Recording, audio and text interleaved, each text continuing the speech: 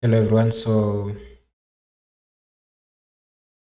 welcome to the stream, and today I'm going to be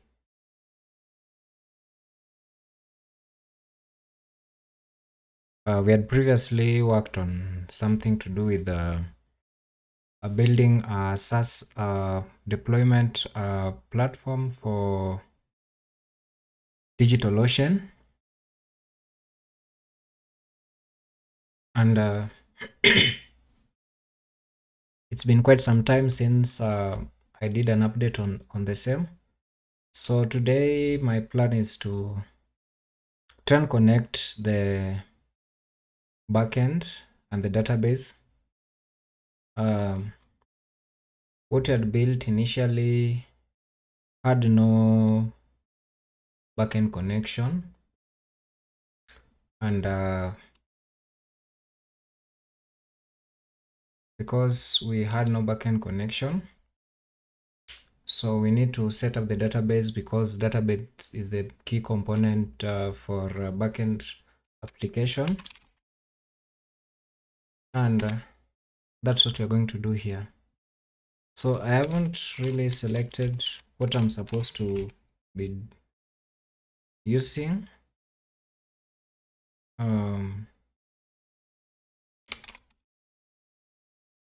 But I think I'll use one of the drivers that we have for Node.js. So I'll use one of the ORMs.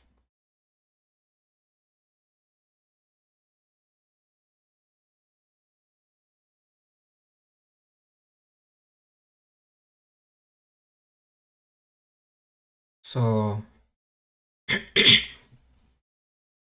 that is to say,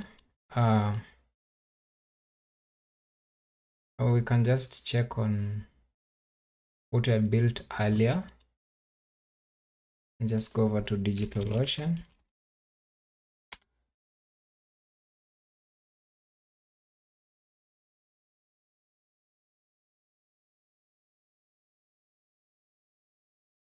Agree and proceed.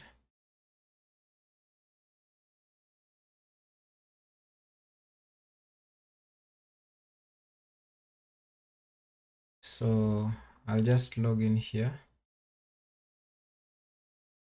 and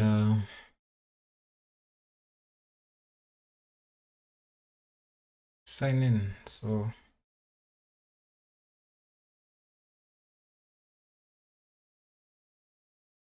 once I'm in, I think we can go to our project, which is the digital venture. And just to test if everything is working, I can copy the IP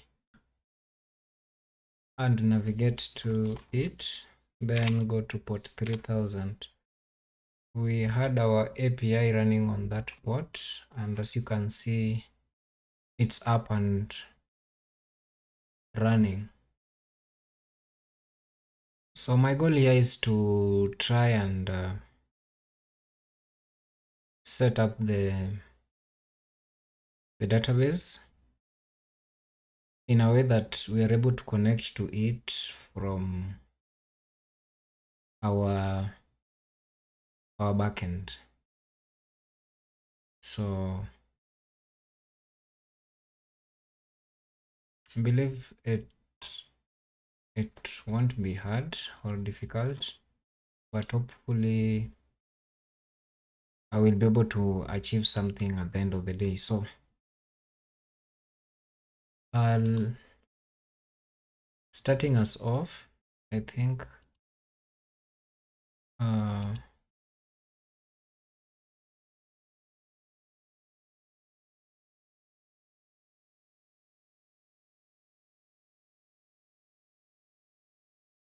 with me here, I have the projects here already. That is the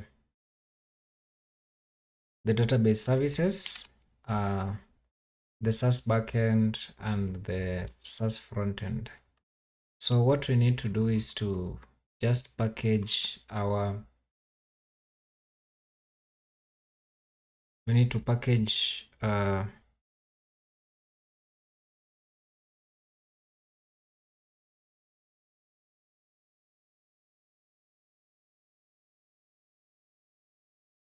we need to package this so that whatever the SaaS backend will build, we are able to connect with the database services that we'll be having. Currently, I have nothing consider database running on my system, and I just have Docker installed, and so sorry. What we need to do here is to first, if we go through this project, you'll see we have an example environment file, and these are the data we need to fill in. So I'll just open this in terminal, then copy .env .example to .env, so that we create that file and fill in the necessary data that is required.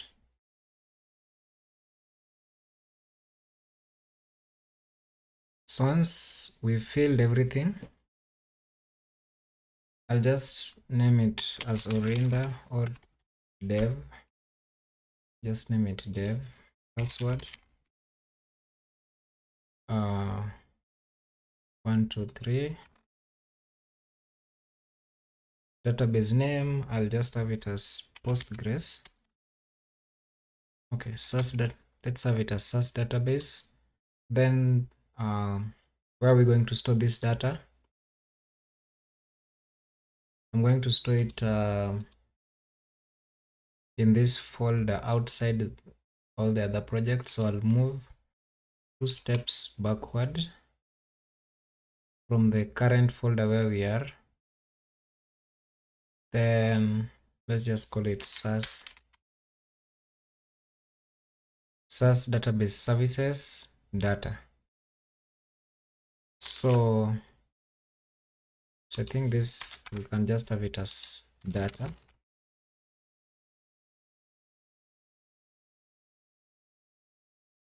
So once that is in place, the next thing, let me just make this a bit smaller.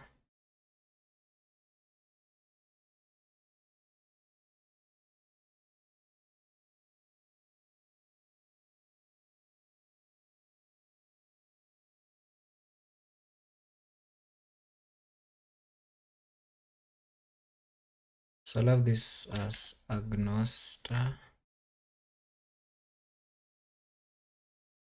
So I'll comment out this, then give it the other one.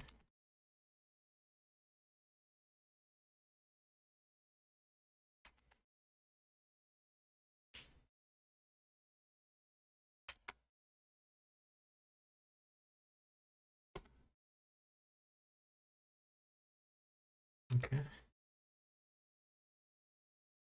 Nice. So we can just clear that one. So we have this, we are in this folder. What we need to do here, we had already done a setup of this project. So that means we have this compose setup that is having, we are on version 3.8.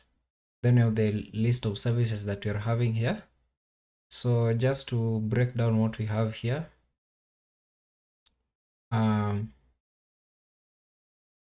we have here a Postgres. So restart always just means that whenever we start up our application, it auto starts. We don't need to go and restart the image or the container directly, because once we pull the image, then we use it to create the container. After creating the container, then now to run the container, we don't need to restart it. whenever we boot up our application, so it will automatically start up. Then we can specify the image that is supposed to be pulling. As you can see here, we're not using Docker files, so we're just using the compose. So that means in the event that we are going to be pulling this, compose should be able to pull Postgres version 16.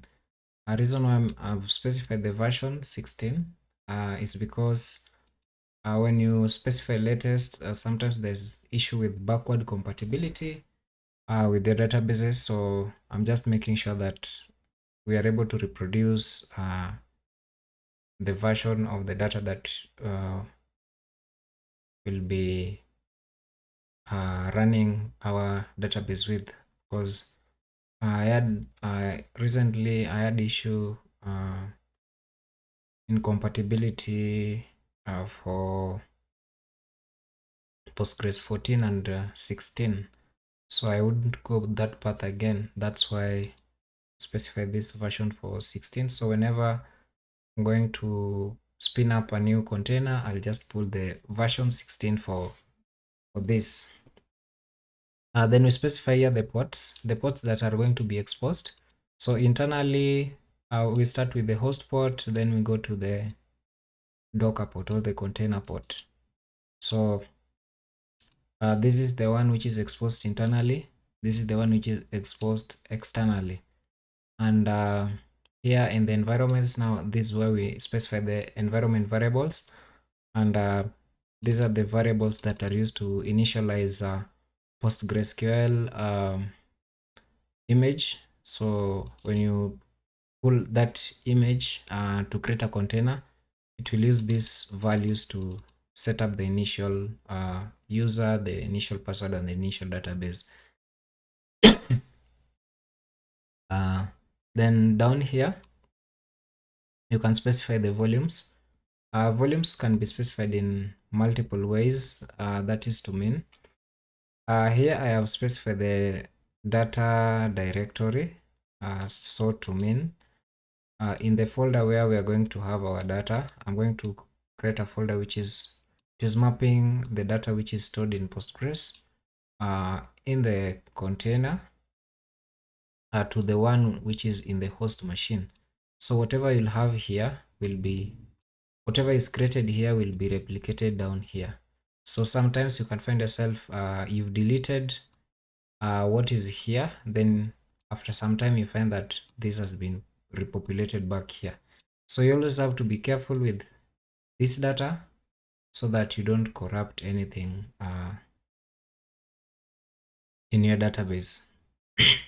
So going down, you'll see that we have Potena. So Potena initially, as I had said in the previous videos, this is what we are using to manage our Docker images. So just to check here in the droplet that we had created. So if I go to port 9000, then you'll see we'll get this Potena login screen.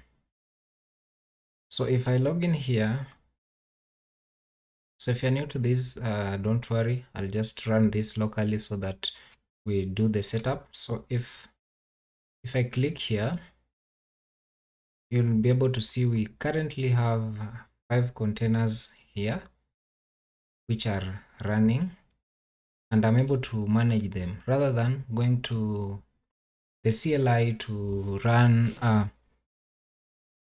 this Docker to check for the services which are running. I can just use Potena to directly manage them, to start, stop, restart, and also to view logs of these services. So for example, if I check on redis here, you'll see we have some logs here, and at the bottommost you'll see we have ready to accept connections. So that means that our redis connection is healthy and can be able to we can be able to connect to it. So same, we are going to do it locally. We had initially set up some scripts, that is GitHub Actions, to manage if we make any change to this, should be able to automatically deploy and rerun the Docker service. So we are mapping, if per se I didn't specify this, in case I had said something like pg data, just like this, then I would need to map this down here and write it here also. So this means this is not mapped to the host machine. It is directly managed by Docker. So with us, for our databases, which is not associated to Portainer, we'll just need to map them to a given folder so that we don't have issues. So I'll just revert back to what we had initially. Then we have Portainer there. Container name, you can specify the container name. You leave it at that, it will use the service name and some number postfix. Then you can see we have redis. They're just following almost similar pattern. We have MongoDB. We have also we have the environment variables for MongoDB, and also we have a volume. So to start this off, we'll just need to run, just confirm if you have Docker. So if you don't have Docker installed, then you'll need to install it from the Docker. So there are instructions on how to install Docker for each and every environment, whether you're on Linux, whether you're on Mac. Personally, I'm on Linux. So if you're a Windows user, you can download the executable, the Docker desktop, and just follow the prompts. See, we have these ones here. So you'll just choose whatever suits your operating system, so that you have it. Afterwards, once it's set up, then coming back here, we have the compose. So we can just run docker compose. So for you to run this in separate, the thing is, you need to install. For Linux, I installed Docker, then compose version 2. So for version 2, you don't need to run. So if in case I was using the previous Docker, I would use Docker compose, then app, then build. But with the version 2, you can just run Docker space compose, then run build app, run app hyphen build. So this will run the build. After running the build, we can run it in detach mode. So if I click enter, it should be able to pull PostgreSQL, image, pull Portainer, pull redis, and MongoDB. So we'll wait for it to install everything.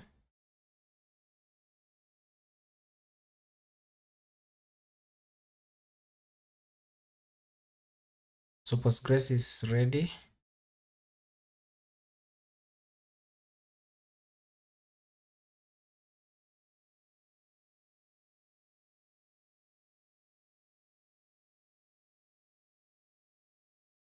So to wait for everything to complete.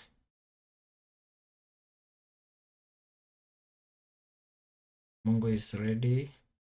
Redis is ready.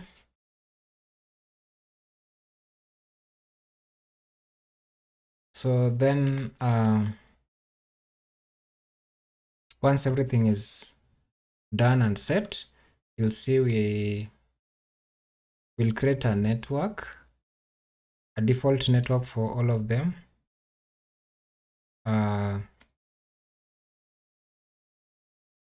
Once a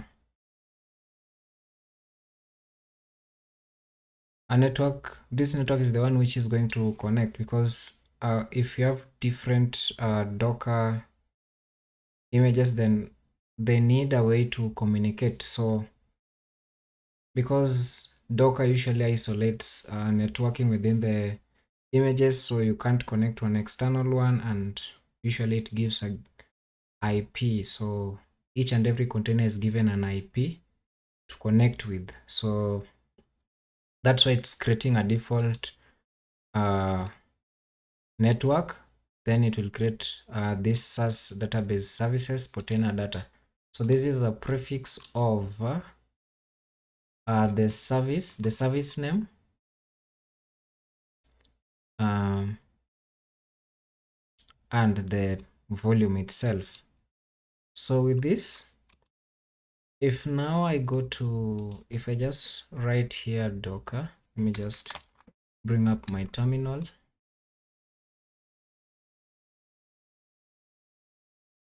So if I bring up my terminal and write here Docker PS, you'll see we have redis running. We have redis running, we have MongoDB running, we have PostgreSQL running, and we have Potena running. But Potena is on port 9000.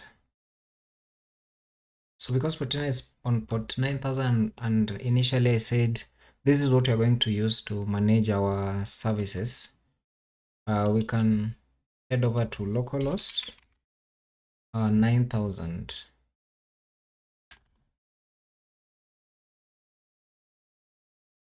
So if I go to port 9000,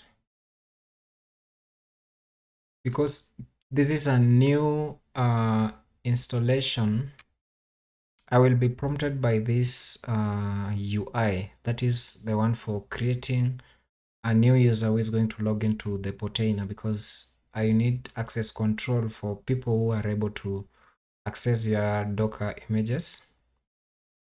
So I'll just put in my password there, then create a user. So we are greeted with this screen, and this is the one we need to log in with whenever we'll be coming back to this service. So I'll just create that user. Once the user is created, you'll see this dashboard. For this dashboard, you can just click on get started, and then I'll just dismiss this, and from here I'll just click on this local. Okay, just click anywhere, and should be able to show us what we have. We have one stack, 4 images which are of this size. We have 4 networks, 3 volumes, and 4 containers. So if we click on these 4 containers, you'll see we have Mongo running, Potena running, Postgres running, and Redis also running.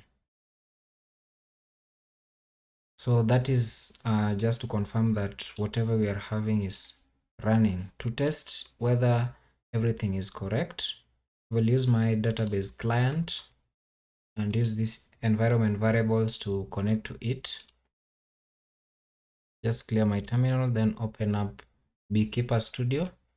So this is a very nice tool. Let me just switch up.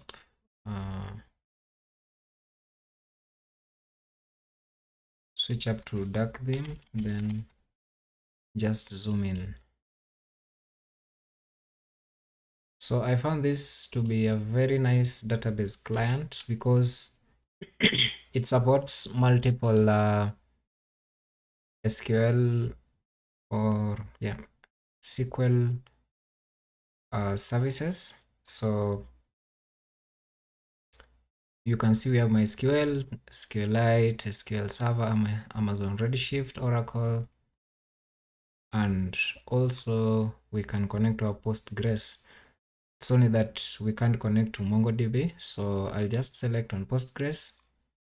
Then our host will be localhost because we are mapping our to the host machine. Whatever we have here is on the host machine, the Docker image. So next we have, what was the name? The user is dev. The password is password123. There. Default database, source database. There.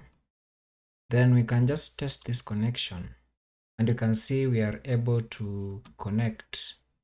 So if I just move this portion a bit, you'll see that we are able to connect. So let me just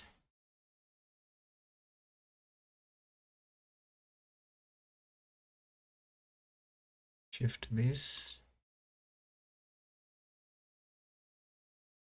but I don't obstruct.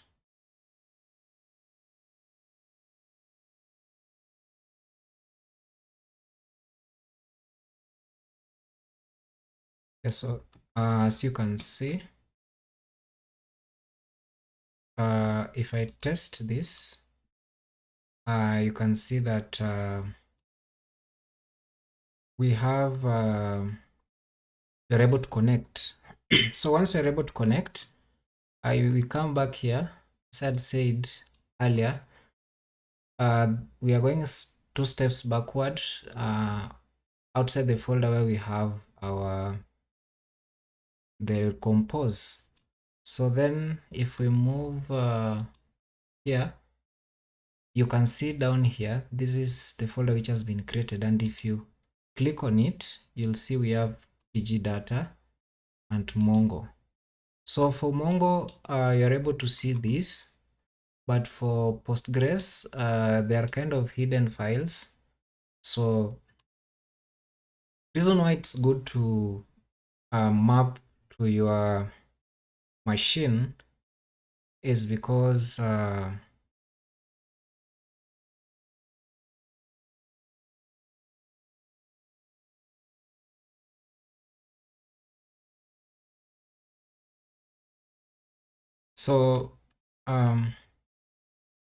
when you map this folder to your machine, it makes sure that you can move this folder to another location and just use the same compose file to redo your database. So meaning you can have a pickup point or a restore point for your data. So it's amazing if it makes it really easy when you want to restore data or shift data from one point to the next. So you don't need to worry about any other thing. The other side of it is that if you are if the droplet is corrupted, then the whole data is gone. So those are some of the things you need to take into consideration. So moving forward, we already have the Docker images spun up. So what's next? The next thing is if we come back to the client here, I'd say that we use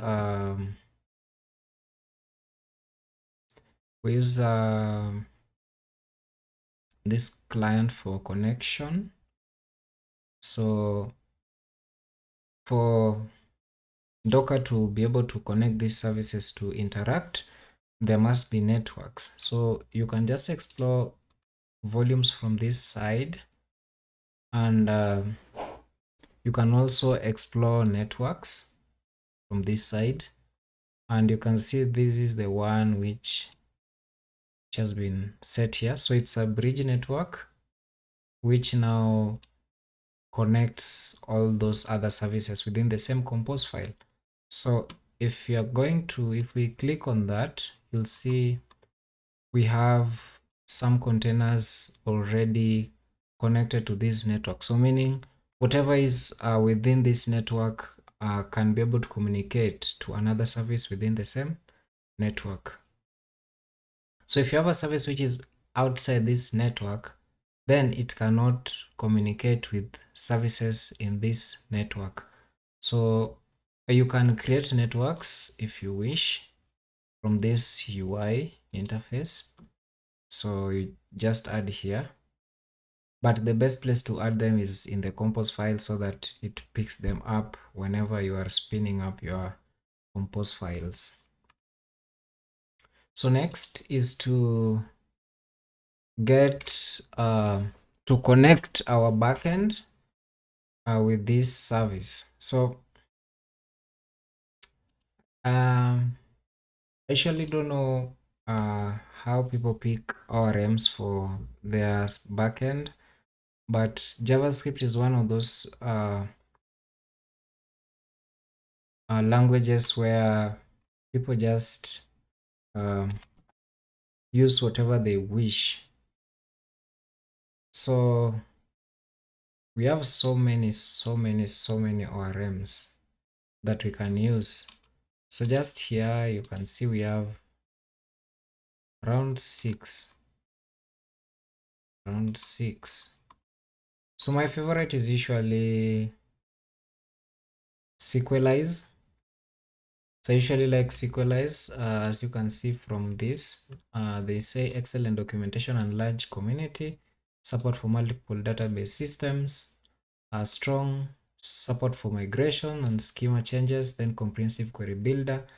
So its cons, it can have a steep learning curve for beginners, and some users find the API complex and lengthy.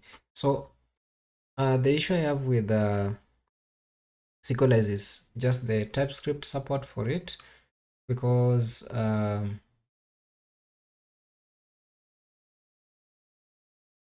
if you go to Sequelize website,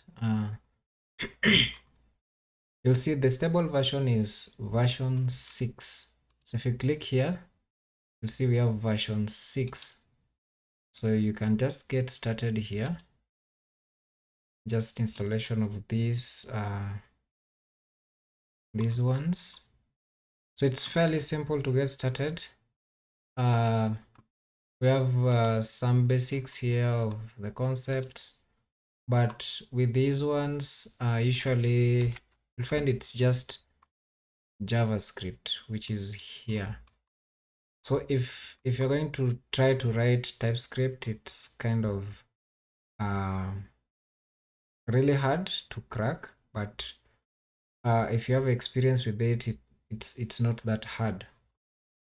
So what I like about it is how things are structured, and the migration strategy for it is really awesome. So that is one aspect that I love about Sequelize. The transaction strategies also very nice. So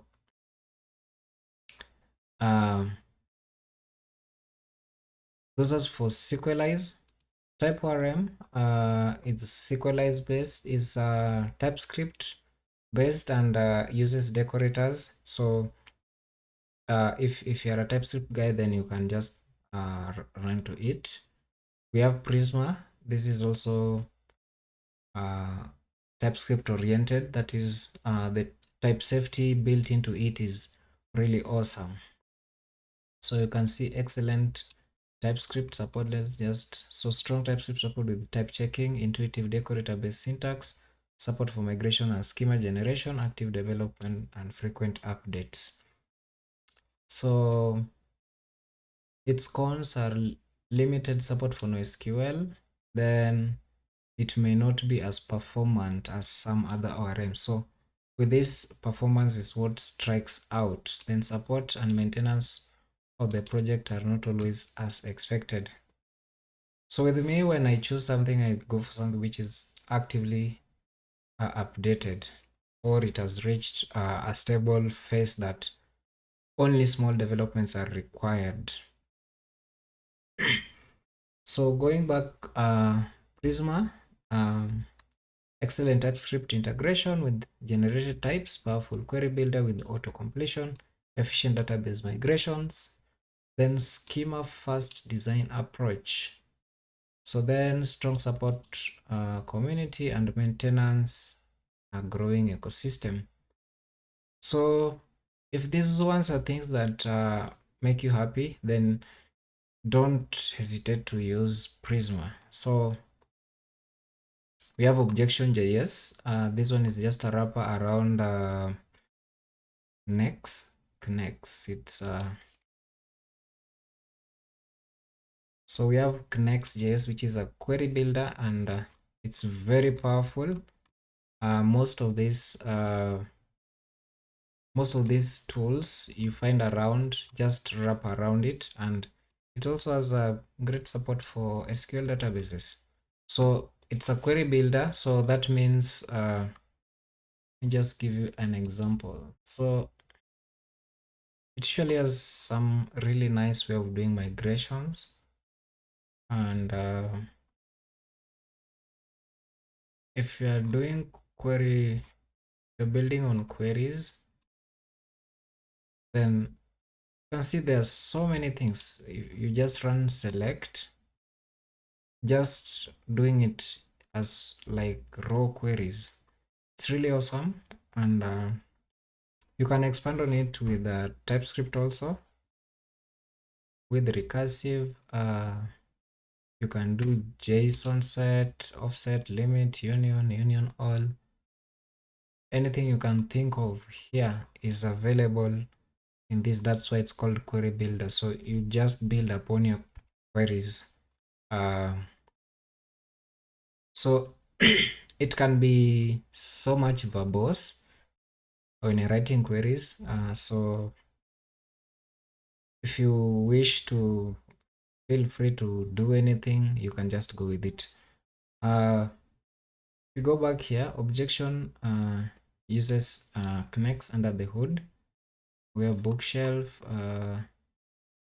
These ones I haven't really heard of. Then we also have the ODM, so object document mappers like Mongoose.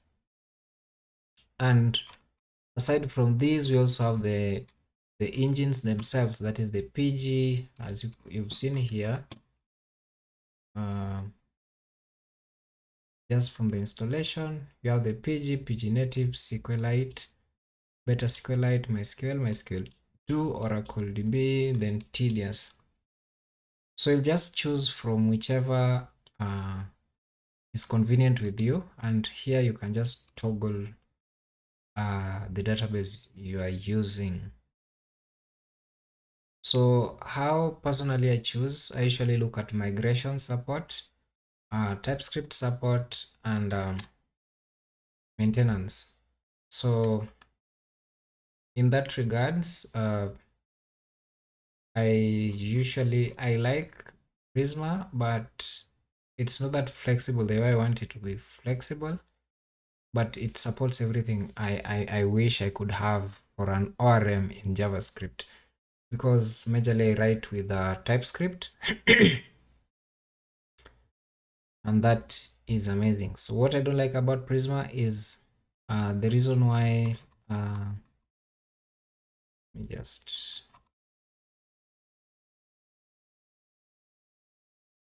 reason why I don't like Prisma is you write, I haven't figured out how to write multiple schema files, but it's kind of hard for me to write everything in one file. So that's why I really like I'll go for Drizzle. So there's Drizzle. So it's also a new ORM, and it's not that hard to set up. I haven't used it in a production environment, so I won't talk on performance and everything else, but you can see there's some, if you wish to check on benchmarks, you can check their page here. So with me, what I'll do is to, because I need somewhere to get started. So get started, I'm writing TypeScript. So get started. So what am I using? PostgreSQL. So to get started, you need to, at the root of your project, you'll create a folder known as resolve. I won't create that. So this is the basic structure of your project. In the srcdb directory, we have table definition schema.ts. Okay. So in resolve folder, there are SQL migration files and snapshots. So how to get started is to, because let's go to our project, go to the backend. You'll see we have nothing here. So you'll create, we need to create this drizzle config.ts.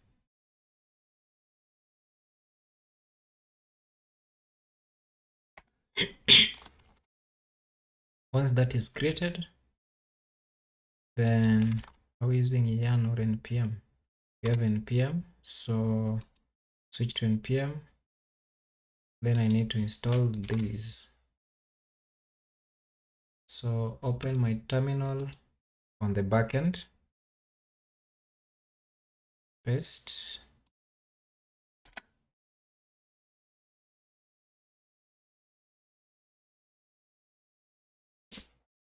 So wait for it to install.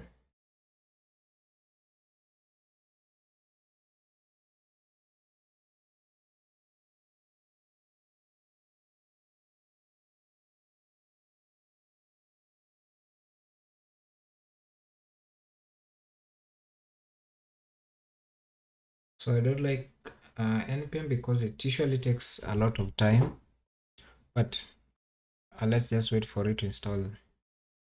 Meanwhile, we can continue with the setup. So we'll create this folder. Inside here, we need to create a db, then add the schema. Then we need a database URL in our .env. So we need to create a .env file. Then add this here. Then Postgres.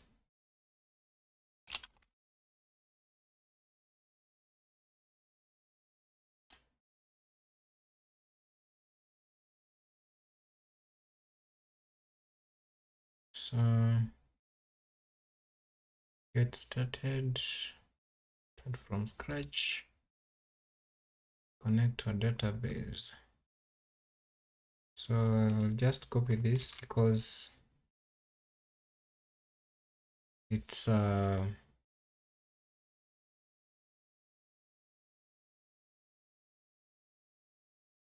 same thing.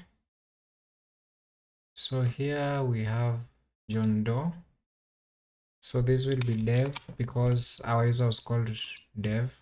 Password was password 123. Localhost. Then we can create a DB SAS DB. Then once we create that database, we can go back to here. Then save this as local SAS connection. Then close this, save, then save here. So once you've saved there, we can connect, then create our database, which is the SASDB, add. So once we've added that, I think if things get worse, I'll just switch this over to yarn. Let me run these ones independently.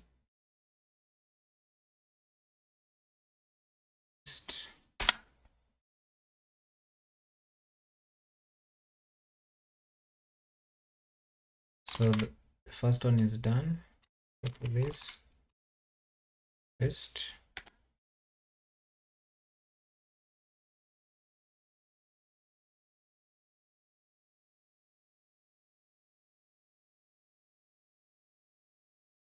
So this takes some time. Don't know why it's hanging.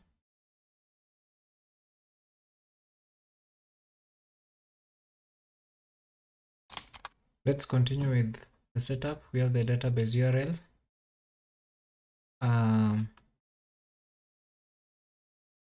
So for connecting, this will be in the create an index.ts file in the srcdb directly to initialize the connection. Then take this. So I'll need to go to source db, then have an index.ts, then paste that there. So what do we have here? Type string is not assignable to parameter of type. Okay. Let me use yarn for this because this is really slow. Just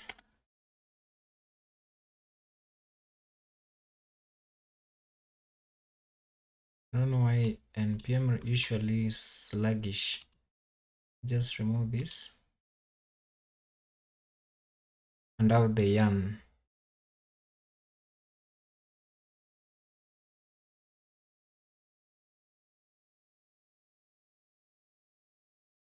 So yarn is quite fast.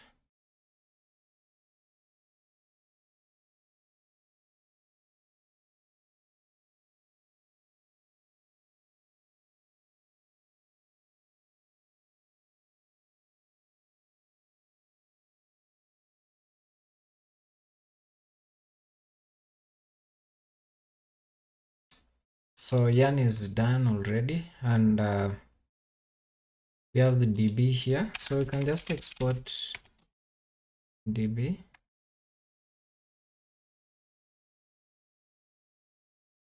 Export this because I think we'll be using it globally. So we have resolve.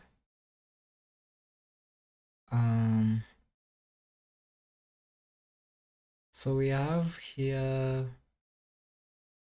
let's see, we create a schema.ts.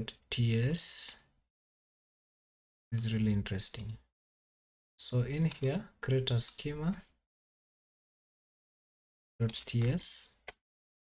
then we paste that. Okay, so we have integer. Okay, then we can have, let's have this as first name and last name. So not null, not null. Email unique, last name. So this creates users table, which will have ID, first name, last name, age, and email. So one of the things I was talking about initially when selecting an ORM is to look at the support for migrations. So why are migrations important? Because a migration is like a blueprint mapping out how you've transitioned your data from let's say from first table until the last table, or the table which will be last in your project. So we don't know the last table that will there, but assume you have users. So you start off with just user with a username, then you have a blog post. So with your blog post, you'll start off with something really basic, just user and the username and the email. Then you need to add other fields to this, maybe gender, letter. Later on you'll need to remove some fields or add additional fields. You can start off your database with like you have everything already figured out, so that's why you'll be transforming. So after a while you'll be adding tables, after a while you'll be removing tables, after a while you'll be changing the table structure, and that one is aided by migrations. So if you have migrations set up in the correct way, you just run them and it will put data in there, like it will structure the tables in a very organized manner. So once we have this, the next thing we'll look into is to see the next thing. So in the drizzle config, okay, we'll also need to, we'll just go with whatever they put here. Paste here. So we don't have types node. Then add types node.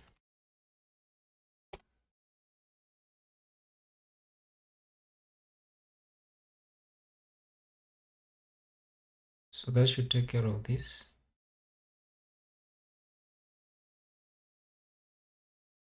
What's in the package.json?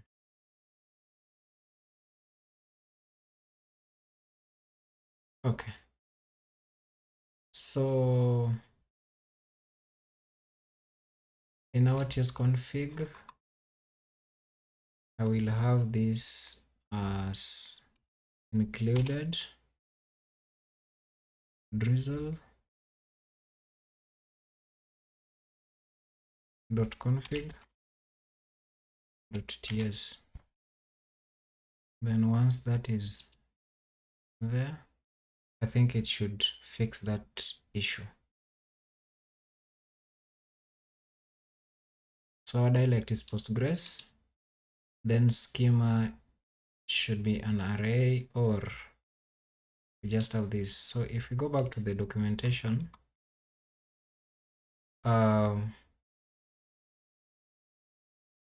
applying changes to the database.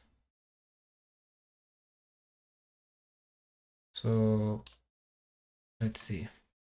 You can directly apply changes to your database using the drizzle-kit push command. This is a convenient method for quickly testing new schema designs or modifications in local development environment, allowing for rapid iterations without the need to manage migration files.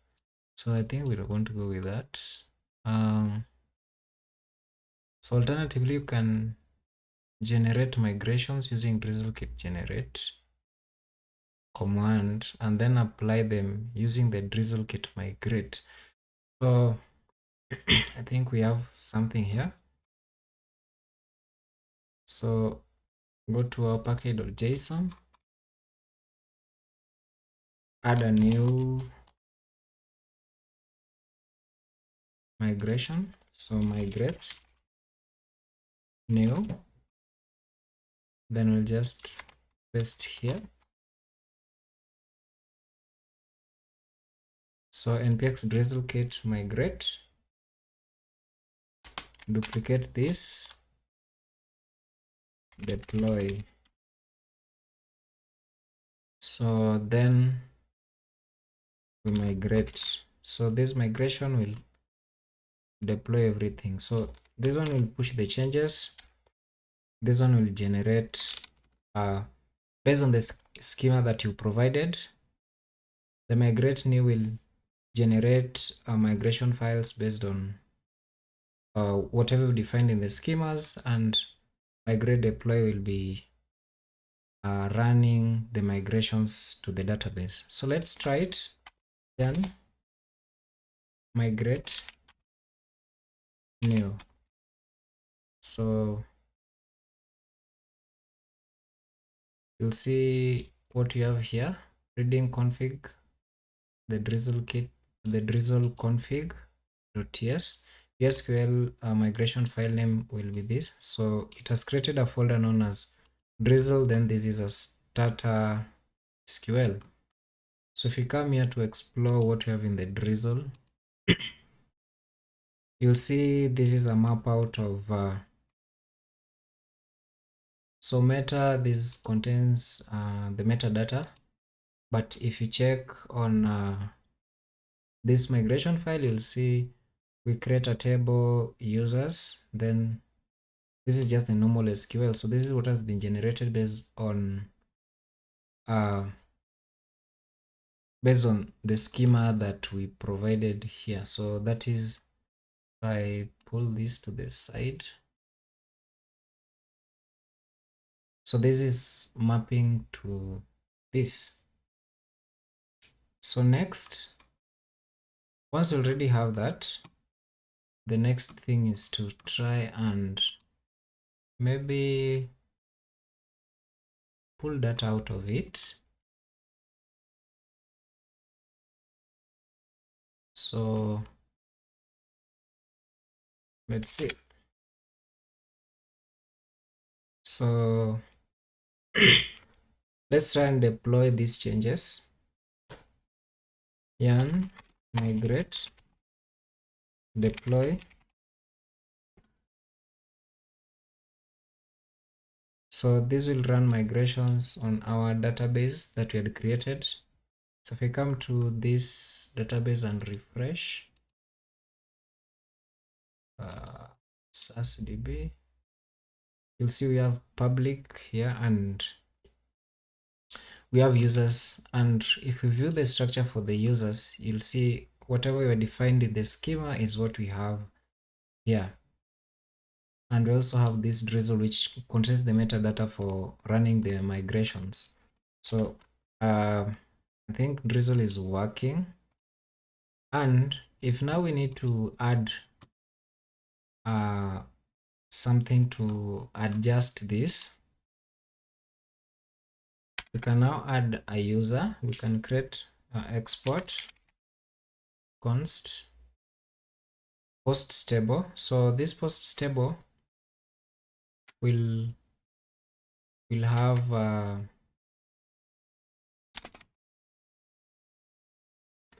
this now will be, so we'll have a title, then we can have a slug, then that slug will be unique. We'll have something like is published.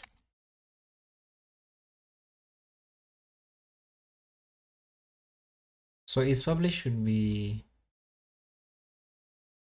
Boolean.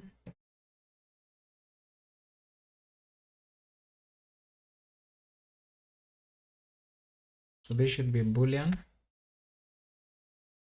default false. So whether it's published or not, the content should be text. Is that text here? We have text. The content will be text. Then it won't be null. Then something interesting about drizzle is that when you come back to the references, you need to create an arrow function which returns now the user ID. I don't know why this is the case.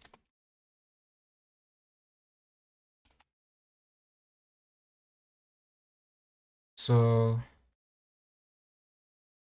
because we reference the user ID on delete, I don't know how we, let me see what we have here. On delete, we don't need to cascade. Actually, it should restrict on delete, but if we update on update, then we need to cascade. So this means that when you're so if you have a post, then that post belongs to a user. Before you delete a user, when you're going to delete a user, you have to delete all the posts by that user. But if you update the user ID, it will update across. So that's what this means. So with us here, we currently have two tables, and in the database we only have one. And if you come back to Drizzle, we only have a single migration file. So what's next we need to do, because we had set up a package.json script, which migrate new should be able to generate. So we'll just run yarn migrate, then we just write new. So this will do something known as a diff of the current database and the schema, then look for the differences and apply those differences. So when migrate new, so you'll see we have a second migration file which has been generated here.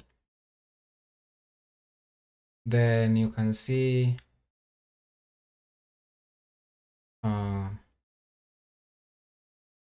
what is changing here is we create posts. It's now using everything that we've declared on the other side. Then you can see constraint post slug unique slug.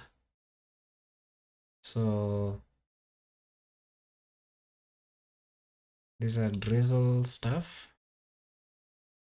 So these are more of what do we call it? The constraints. So this is just definition of constraints. So you don't need to touch these files. You'll just leave them as they are. Next, we run migrate deploy. So when you run deploy, it will make sure that if we refresh, we should have posts here. And if you view the structure, you'll see if you come here to relations,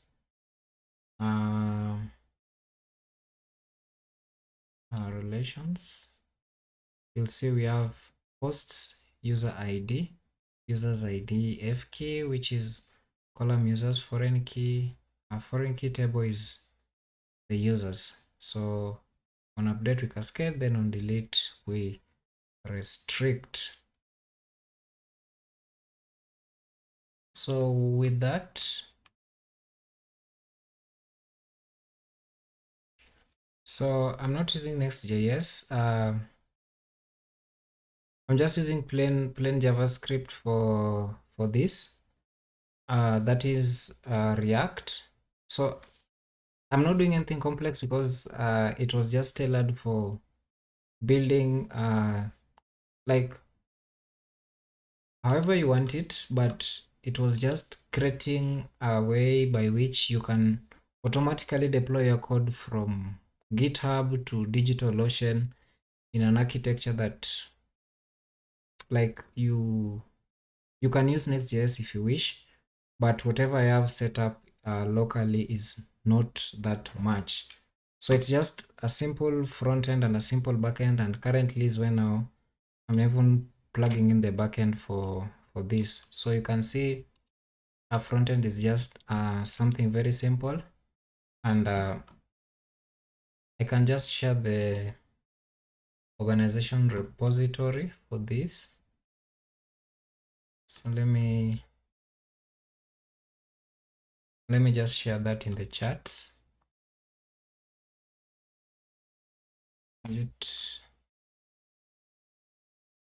ls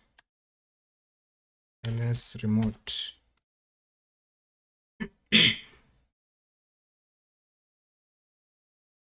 So this should be, let me just copy this and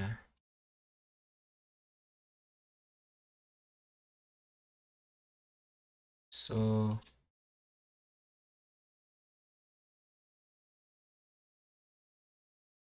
the repository, the front end. So if you want the code, you just share in the chats so that you have access.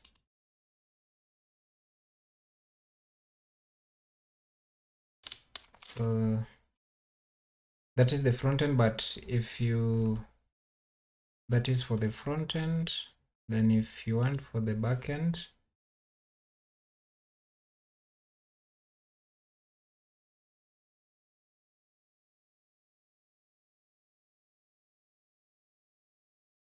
copy, then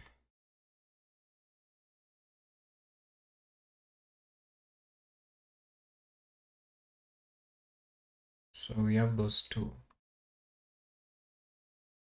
So with those you can catch up. I also have, there's one for the database services, just the way they are aligned here, you can just have access to all of them. So we've seen how to generate new migrations, and also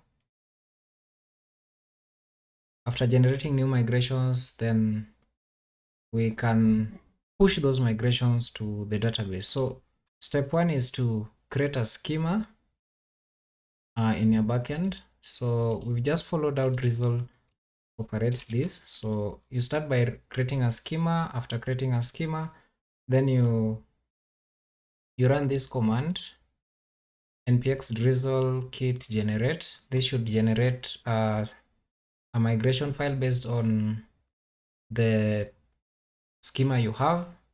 Afterwards, you'll have when you transform your schema or add something to it, it will diff the database, and after diffing, it will generate a migration of that. Then now you can run a migrate push. So if you run this npx drizzle kit migrate, should be able to migrate those changes, and it's using this drizzle config.ts. So you make sure it's in the root of your folder. So we have a connection. So next is we just need to set up, let me just commit this. So add drizzle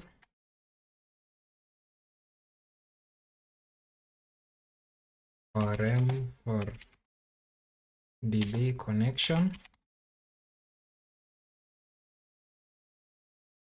that is for the backend. Commit. So I won't sync those changes now because it will trigger database because we had set up some GitHub actions to deploy. It should be able to trigger this and deploy this to our service. So if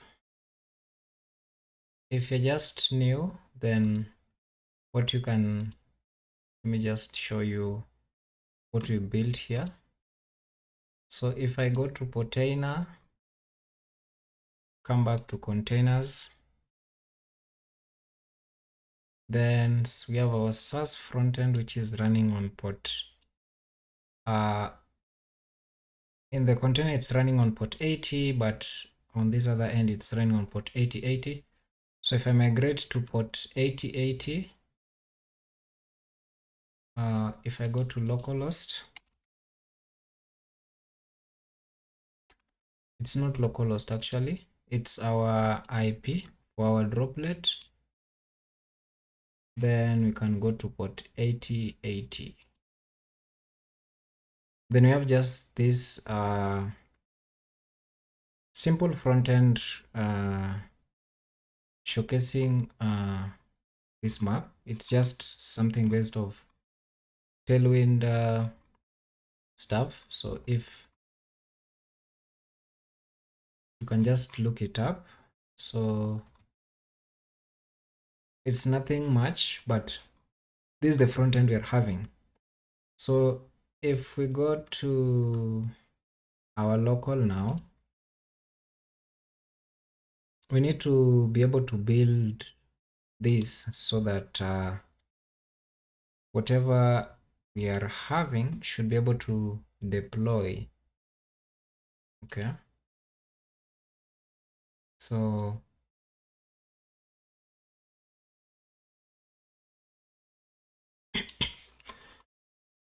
next here is to try and see whether this will build. So something to take note of, we had already set up our workflow. So the workflow is to get this, build it, then deploy. So once everything is set, so now that we've added database, we'll need to come back to our Docker file.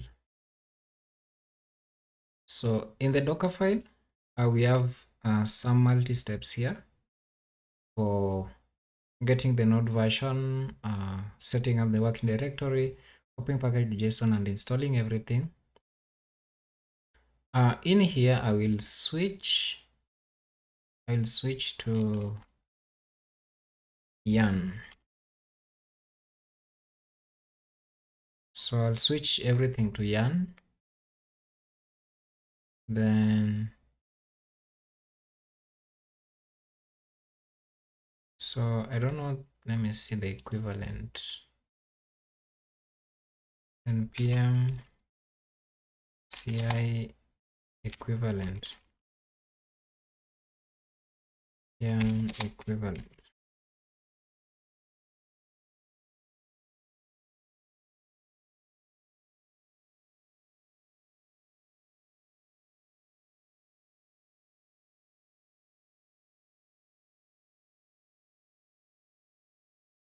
So let's take this.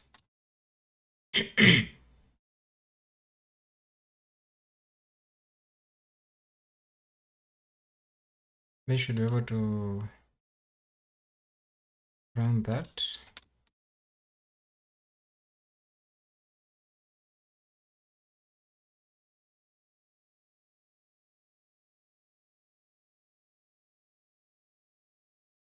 So once, okay, we need to copy from this point, we need to copy our env.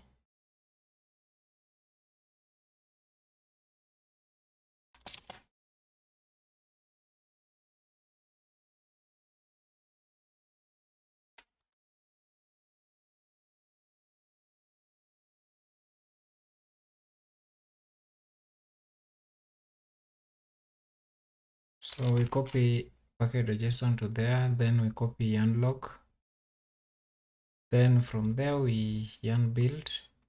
After building, we copy everything, then we build. After building, then I will copy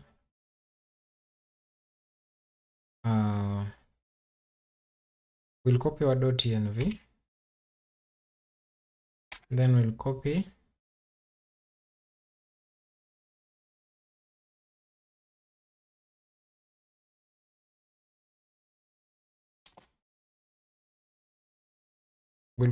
our drizzle.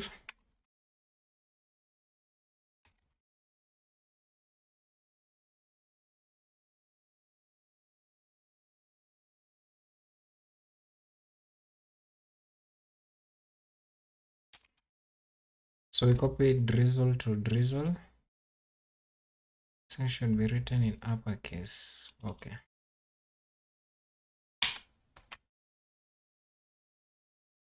So we copy drizzle to drizzle so that we have everything in here. So then we need to run migration Then from there we need to run migrations.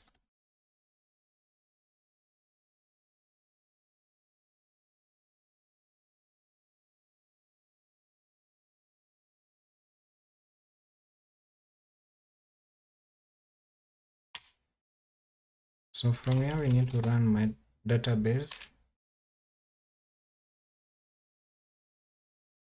So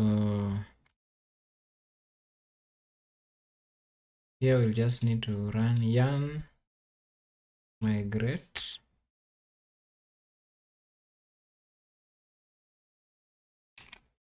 deploy. So the deploy should be able to cater for this. So next we need to spin up our backend. So we need to yarn Docker compose.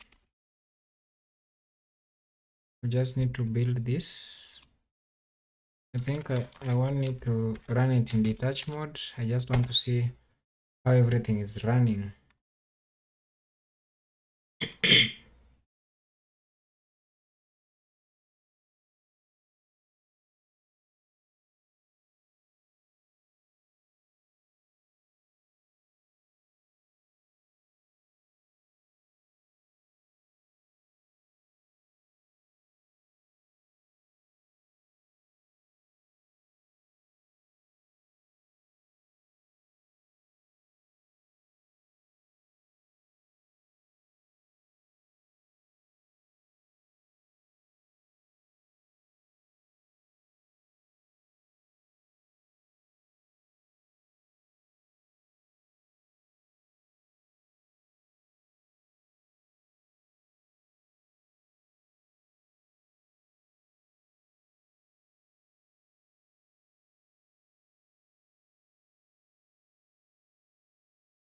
So let's wait for it to build.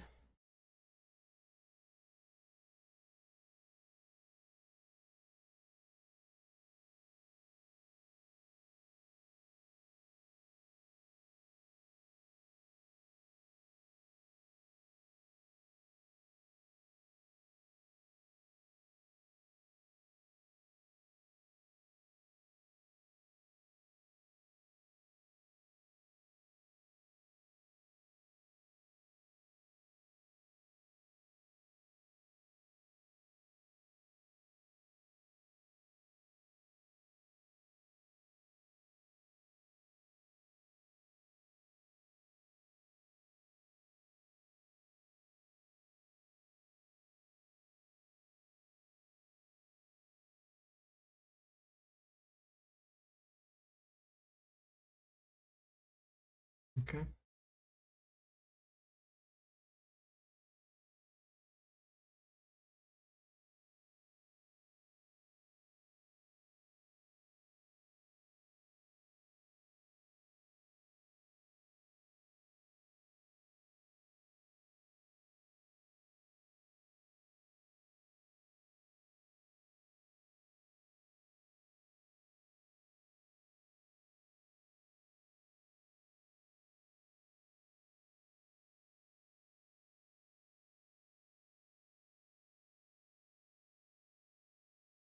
Let's wait for this to build.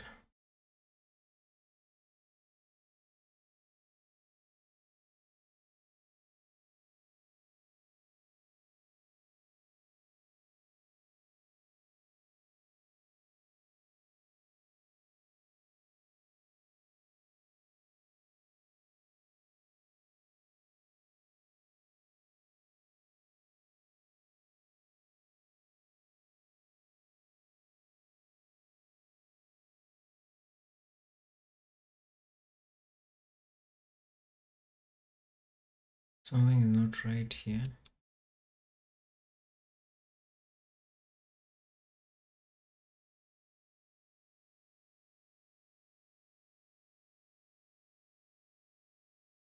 Okay.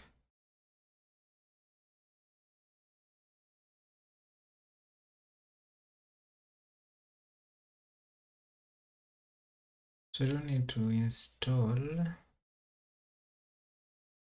I don't need to install anything here.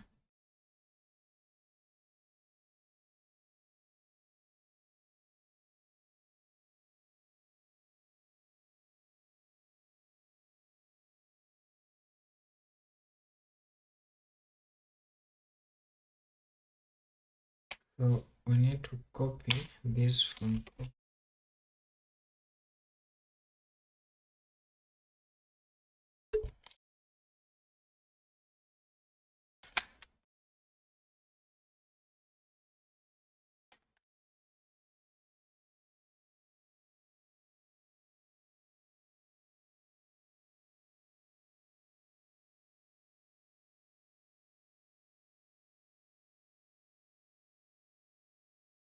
so we just need to copy everything, then afterwards we can run our migration. Let's rerun this.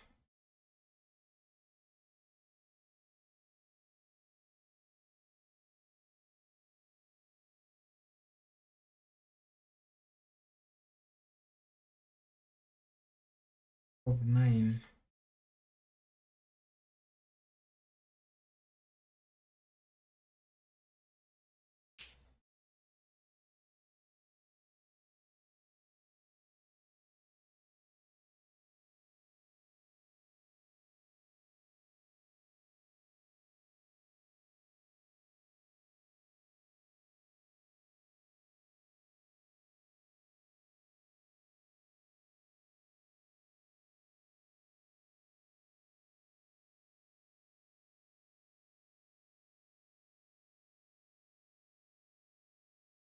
And you also need to copy drizzle.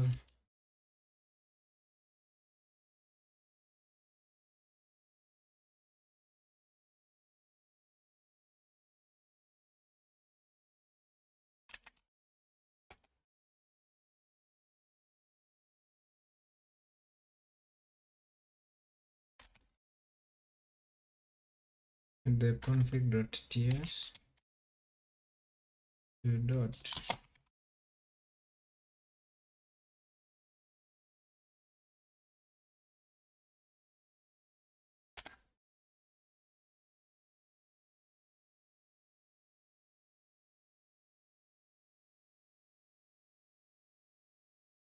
So unfortunately,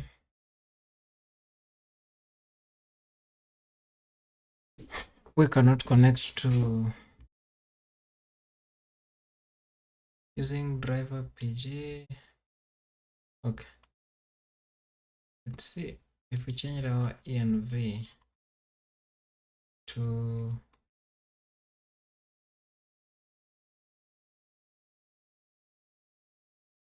what does our services contain. So if you check our services, you'll see we have Postgres. The service name is the host name. So we can just change that here. Instead of localhost, we can switch it to Postgres. Then we can run that build again.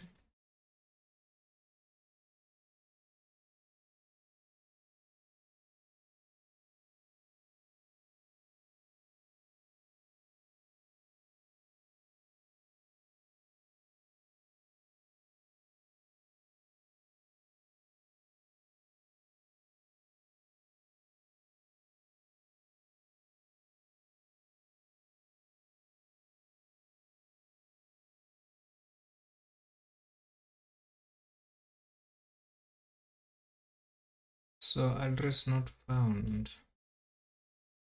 Postgres. Let me see what might be the issue here.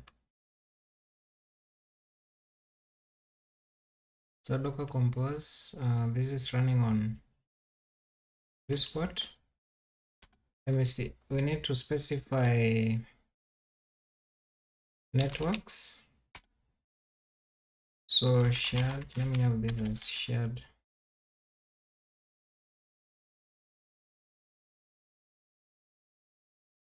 Network. So I'll have this as shared network. Then at the bottom here, we need a declaration for because this network needs we don't have a way for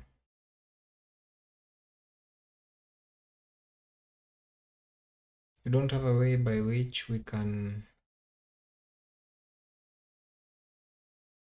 connect these two. So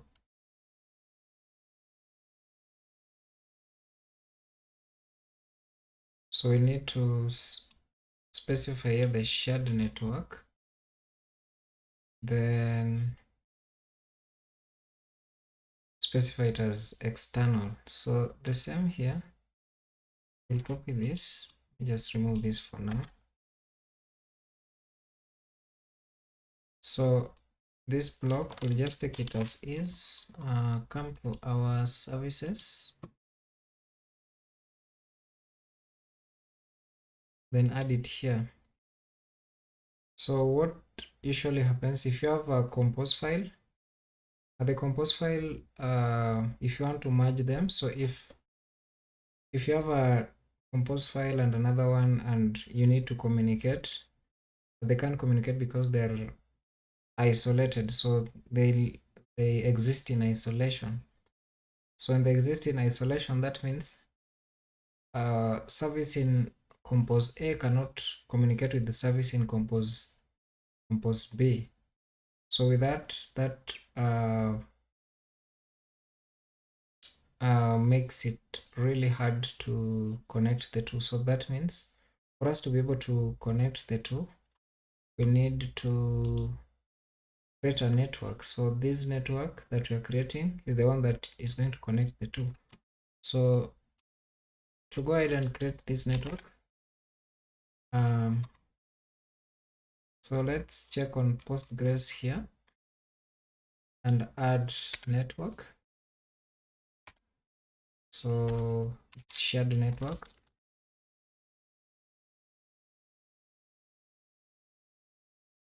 Portainer will also run on that same network. Shared network. Redis will also run on that network. And Mongo also will run on that network.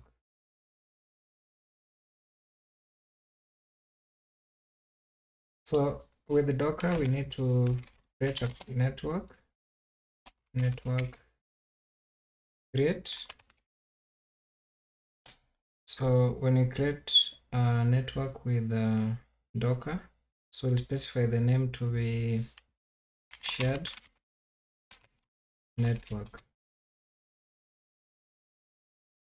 So enter. So this will create a shared network for all these services. So if we go back to our local, where's the local container? So if you go to the local container, you'll see we have if you go to networks, you'll see now we have shared network. So but it is a bridge network. So if we click on it, you'll see there's no service which has joined it. So we can go to our services, then rerun them. So we build, should be able to create. After creating, then we'll just log in, navigate to networks, come to shared.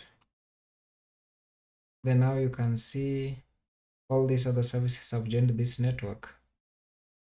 So when all those other services join the network, that means they're able to communicate within themselves.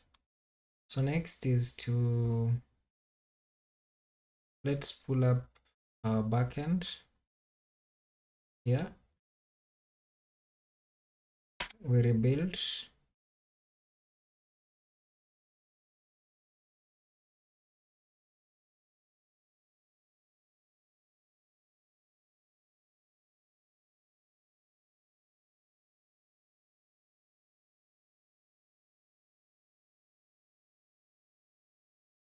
So after writing the two networks on both the compose files. Let's wait for the backend to rebuild and see whether it will connect, because so we're just waiting for the migration to deploy. Unfortunately, this is unable to connect. So let's try an IP, because the backend is not running. So let's try this IP for Postgres. It's running on this IP. You can just copy that IP, then put it in our env. Yeah, rerun the build.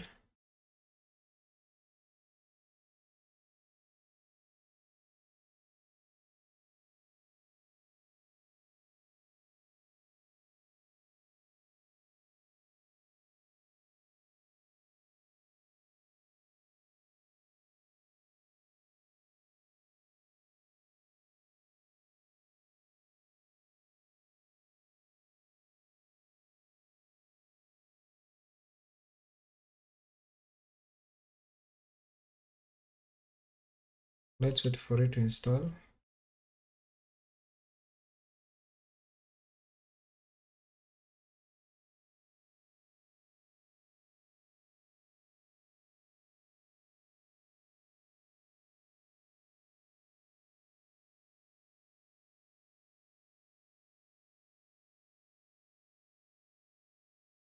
This is quite interesting.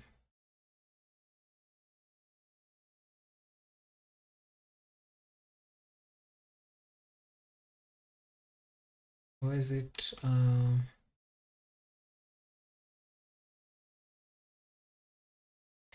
drizzle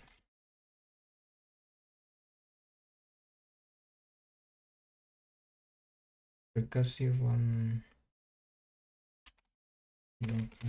container?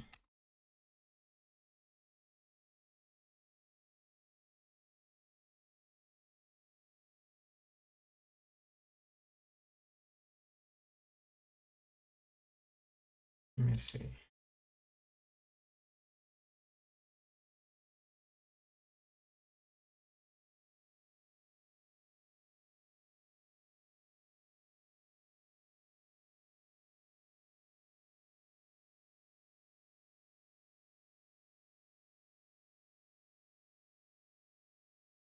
I found your solution a bit complicated. Could get into work. I mean, I do. Okay.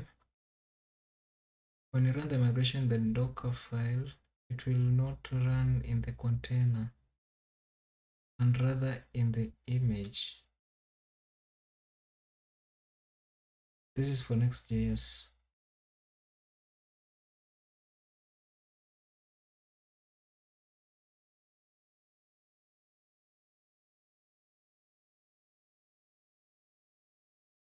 Interesting.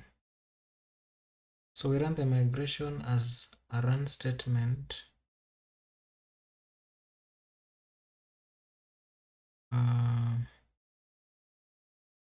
Okay.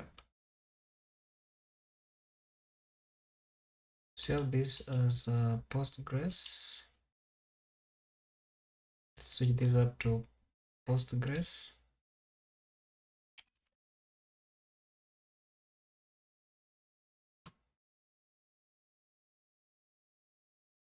Save.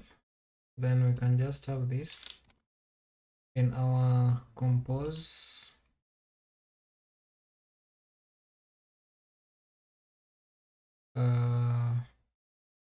environment.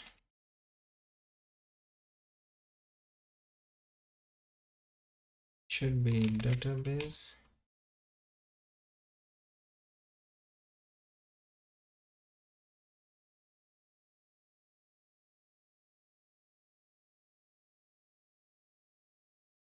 So this should be database URL.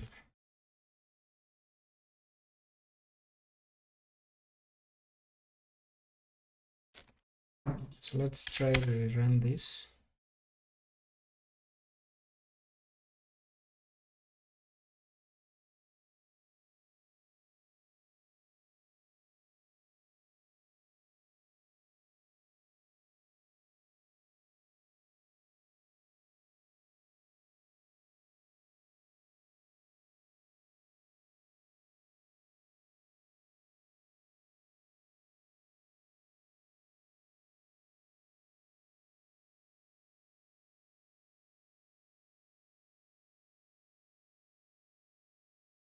Still can't connect.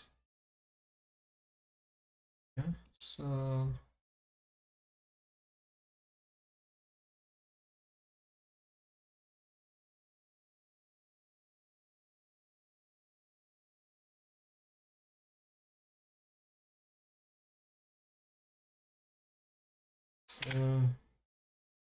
let's run deploy.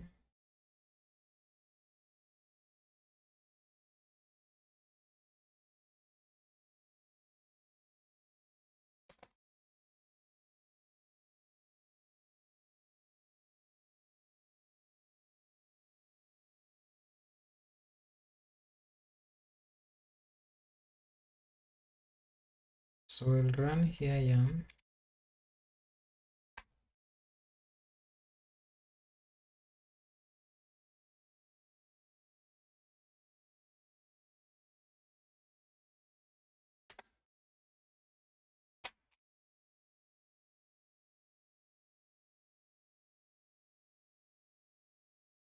So run yum. Then we run node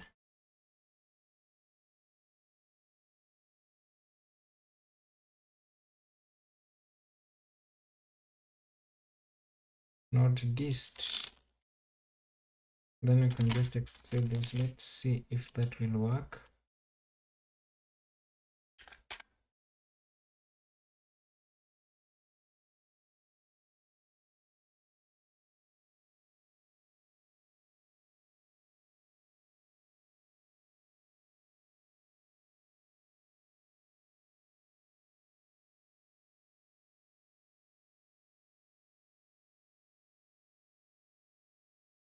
Okay.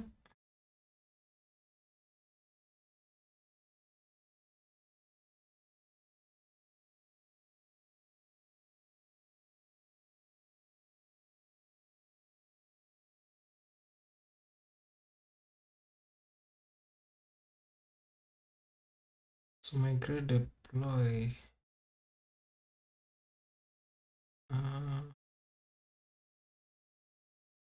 Let me see.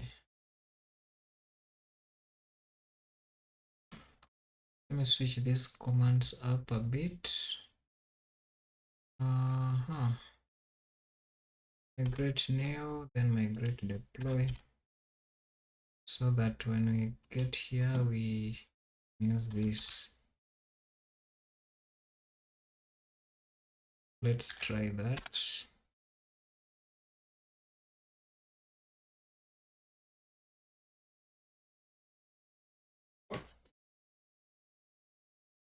So install. Let me continue reading this.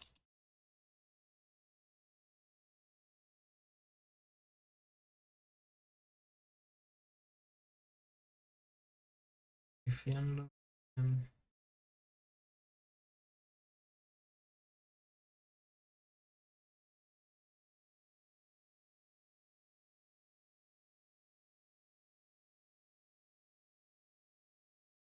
we have that script run because the underlying to run resolve Prisma needs to match the process architecture in order for binary to be run, and included all the binaries inside the image did not make much sense. So what do they have here?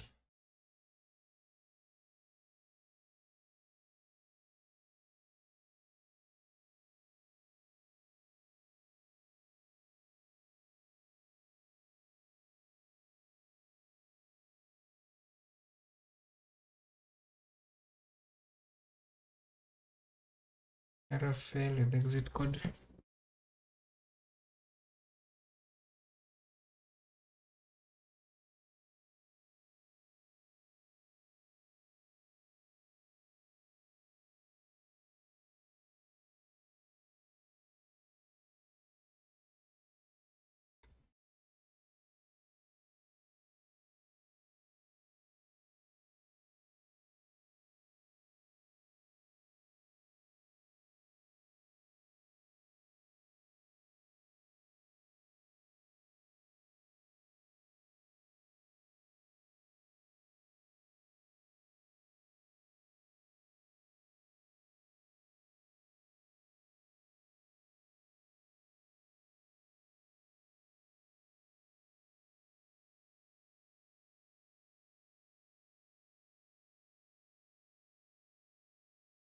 Okay.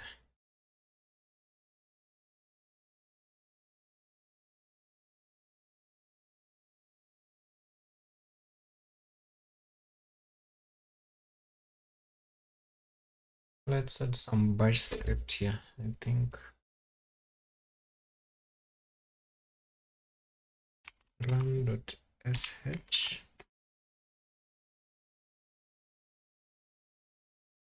So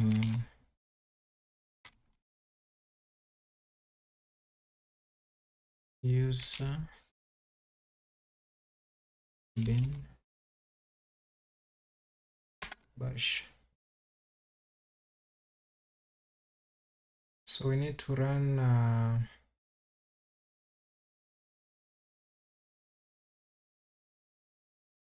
yarn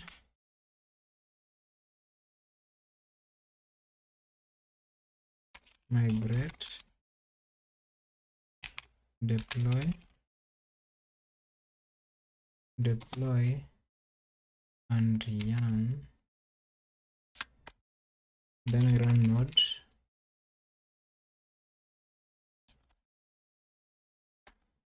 Okay, so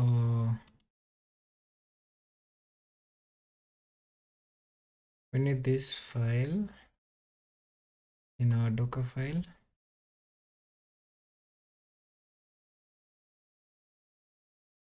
Run .sh to there, then we can run change mode for that. Then here we can just run. I think that should work.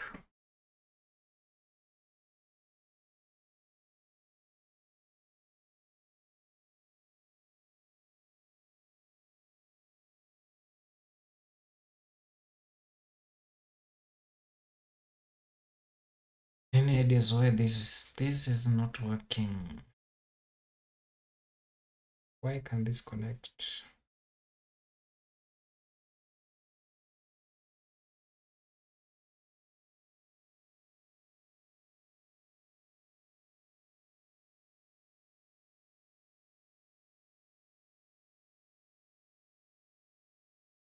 So bash, yeah.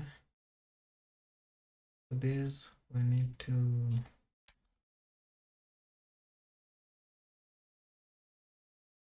shebang. How do we write shebang? Bash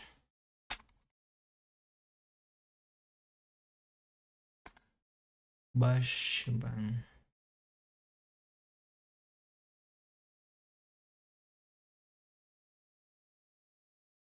Should use this.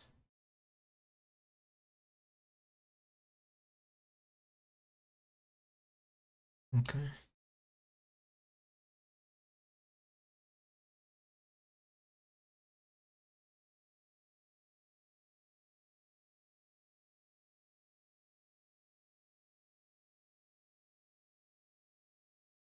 Let's use this.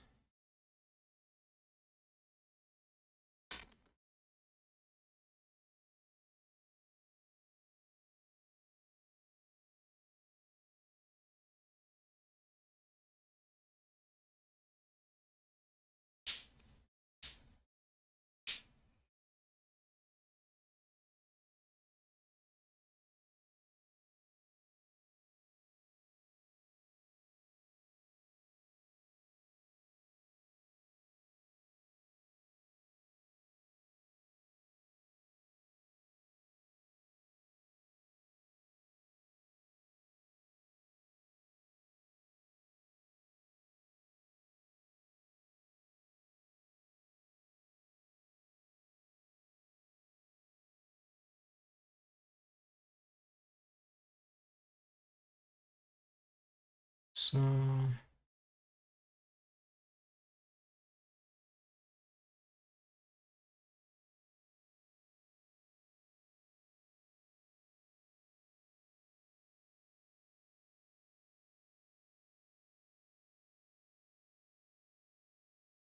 what is not found?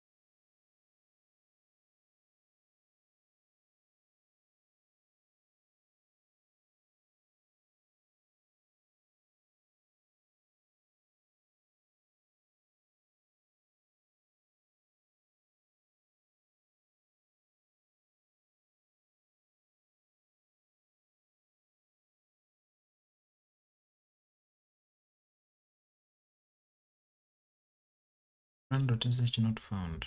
What is?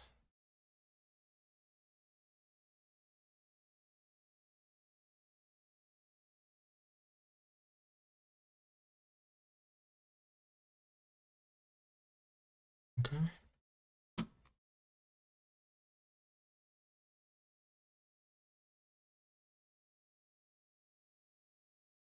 Copy everything.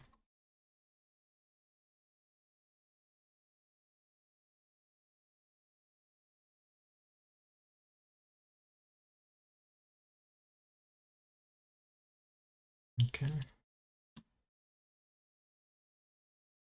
Docker display logs on build.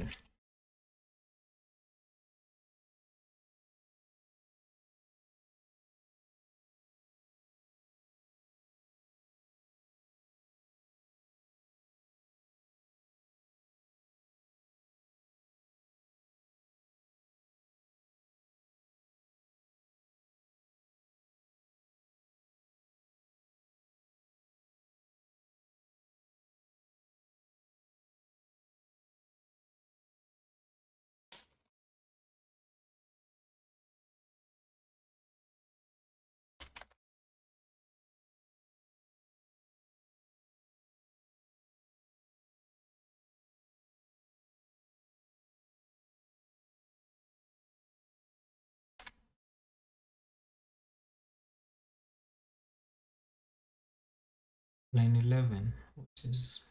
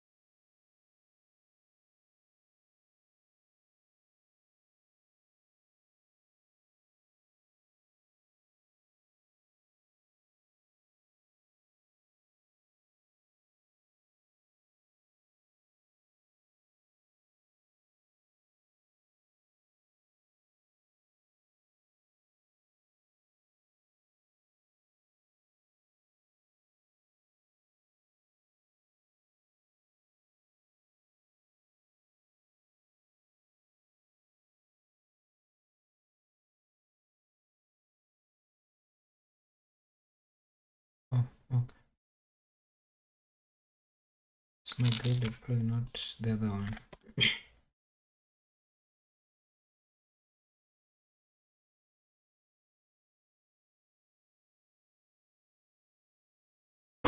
Let's see.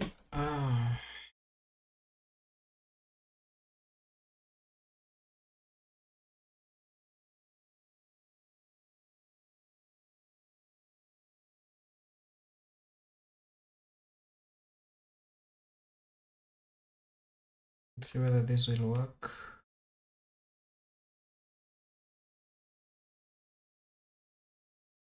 Here again.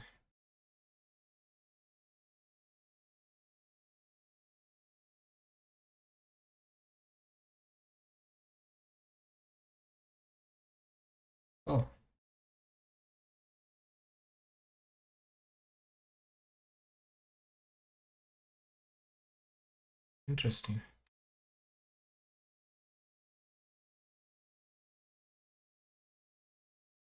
So, okay, let me just see whether everything has been applied the way it's okay. So that because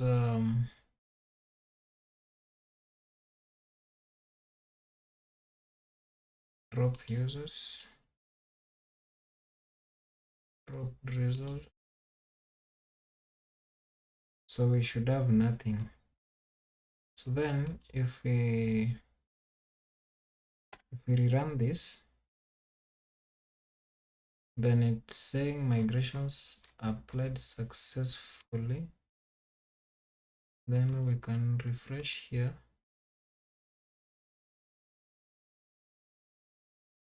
Ah, nice. So the migrations have been applied. Interestingly, we use structure and also users, we have it up and running. So that means we managed to like connect, but what you're getting here is cannot find module app list index.js.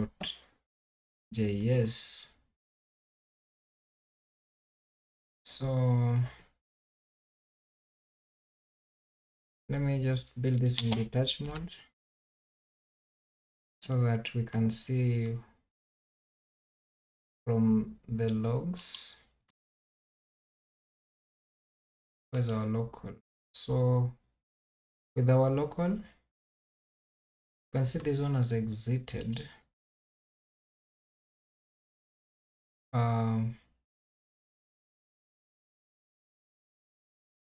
It has exited. If we check the logs, you'll see. So I can just pause the auto refresh. So migrations have been applied successfully. It's just that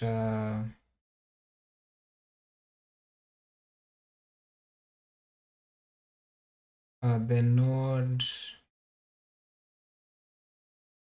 so using driver that, so it's just that, oh, I think I know why. So let's try build this, yarn build. So when we build, it will create a dist, and being that we had drizzle outside the src, meaning it will replicate the folder structure the same way. So from there now we can't really locate, the file. So in our sh file, or we can just start off from the package.json. So in the package.json, to match this, meaning we now go to dist, then we add source folder. So once we add source folder, then we come back to our run.sh, then it is not this, we add src. So once we add src, we can try and rebuild our Docker image.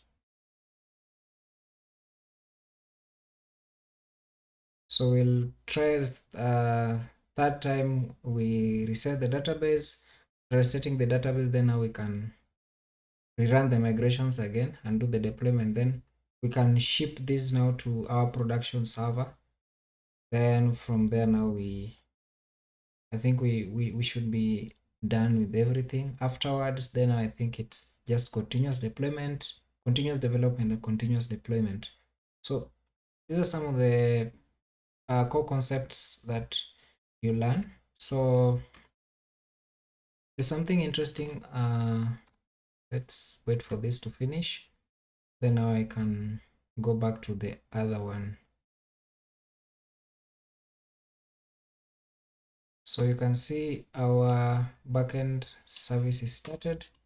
If we now go to here, should be able to have been restarted, and you can see it's running. If we check now on the logs,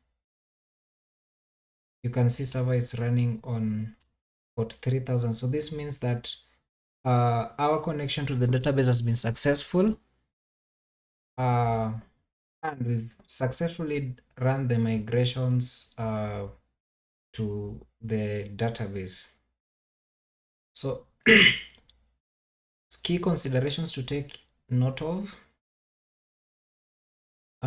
If I look at there's this issue on why not run resolve migrations inside Docker file. Why a separate script?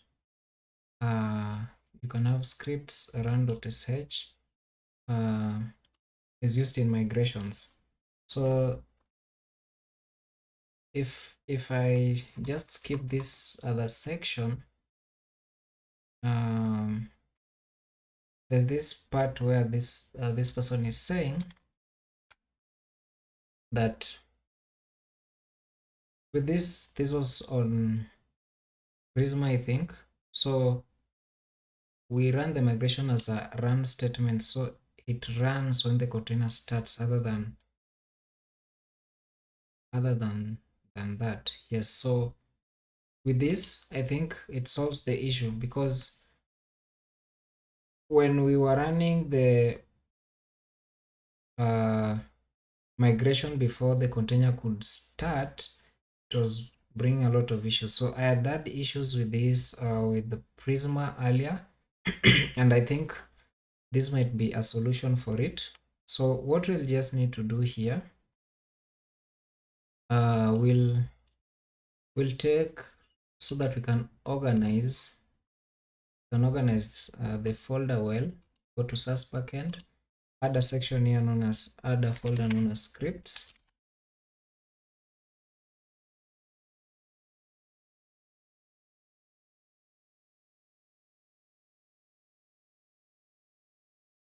So once we have scripts, we can take these run.sh into scripts. Then in the Docker file, we'll switch this up because we're copying everything. So we'll copy scripts to scripts. We'll move scripts to scripts. Then we'll run scripts run.sh. Then now from here, we can just run .scripts run.sh. Then in our scripts, in these scripts, we'll need to specify the folder. So base directory. So then from the base directory of these scripts, then we need to move 2 steps backward so that we are able to locate it. So I'll just rerun this and see whether this will be successful.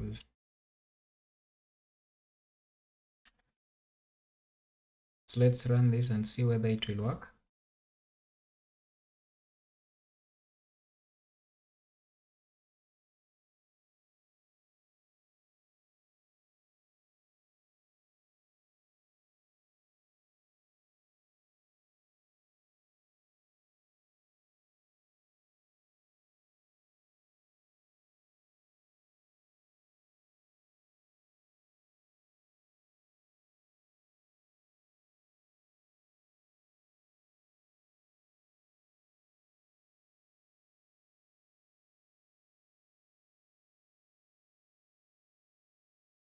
So let's see whether it's working.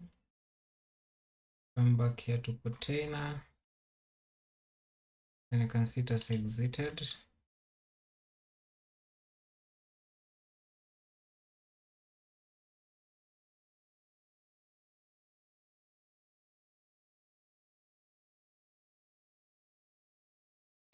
So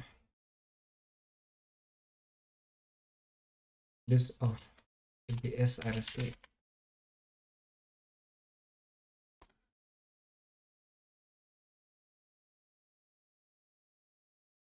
So we can just go back to containers here.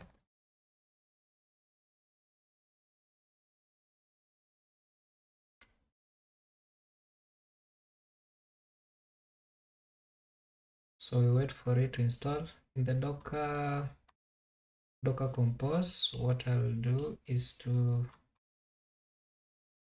change this container name. I'll make it SaaS backend so that we can recreate it with a consistent name, and you can see it's running. So let's just change the name and rerun it again so that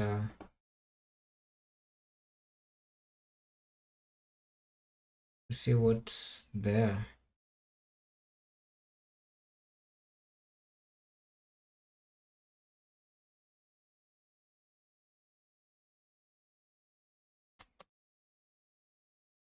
So we need to recreate. Should bring down the other one, then create a new one.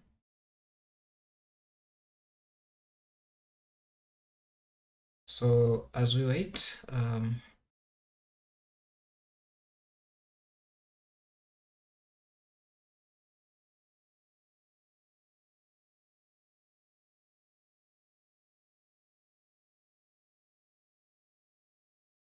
so it's recreated. If now we come back here, you'll see now we have SaaS backend, and if we go to the logs, you'll see it's running successfully. So one way to reconfirm if everything is working correctly, I'll create a new database here known as node SaaS bucket. Copy this name, add, then we are connected to that database currently. So what we'll do, we'll go to our .env, change the SaaSDB to this new database. Then, because there are no migrations and we have nothing there, then now we can just rerun this.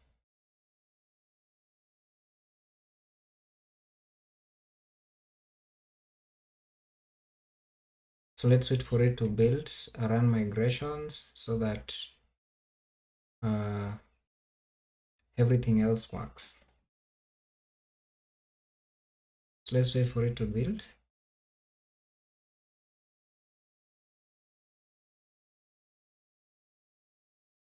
So it's recreated.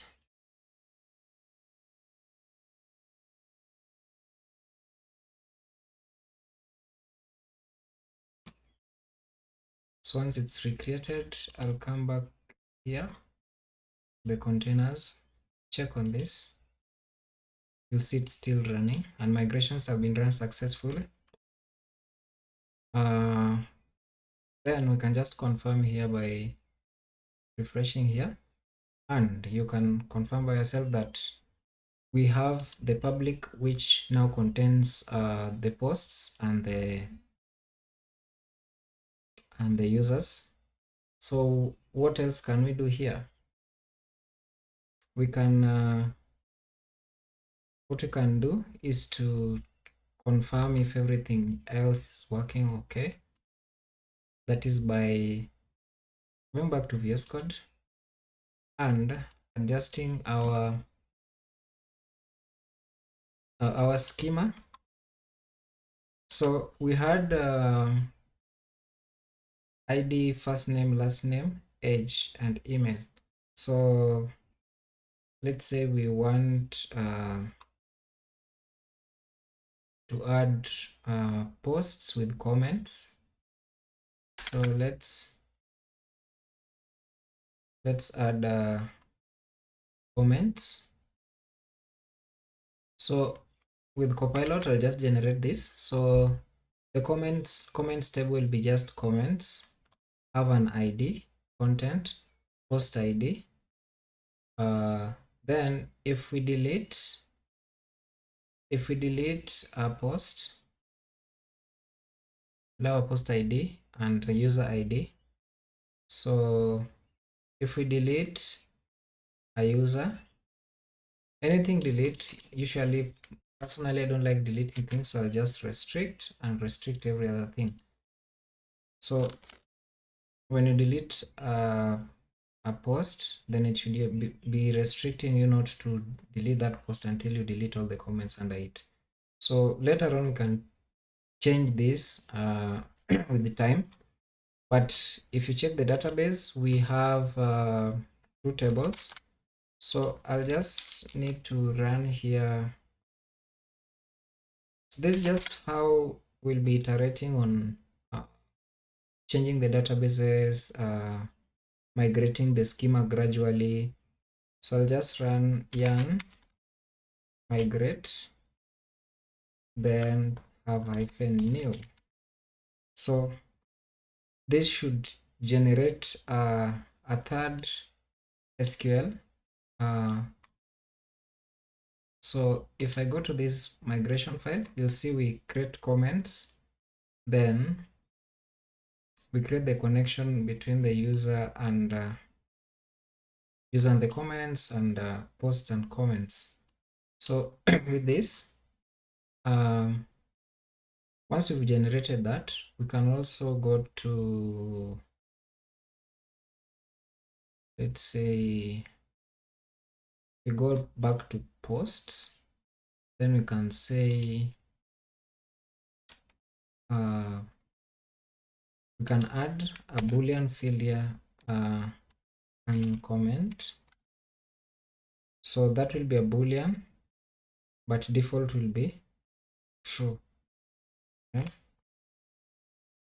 So then if you have a boolean true, that means we can comment on it. So if someone cannot comment, then we will deactivate the can comment so that no one is able to create a comment under it.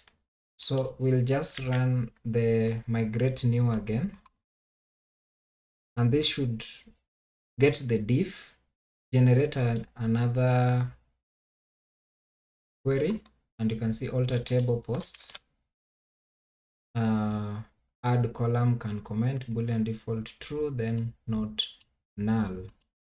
So with this we can publish this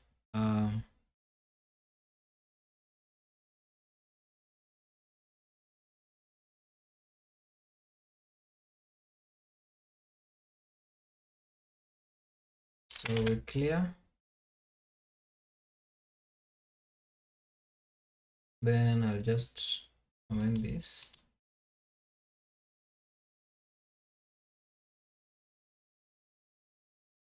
So you can run docker compose app, then build. So when we build, it should be able to take all the migrations. After taking all the migrations, get the diff of the database. After getting diff of the database, then now it should be able to apply the migrations that we are having, which have not been applied yet.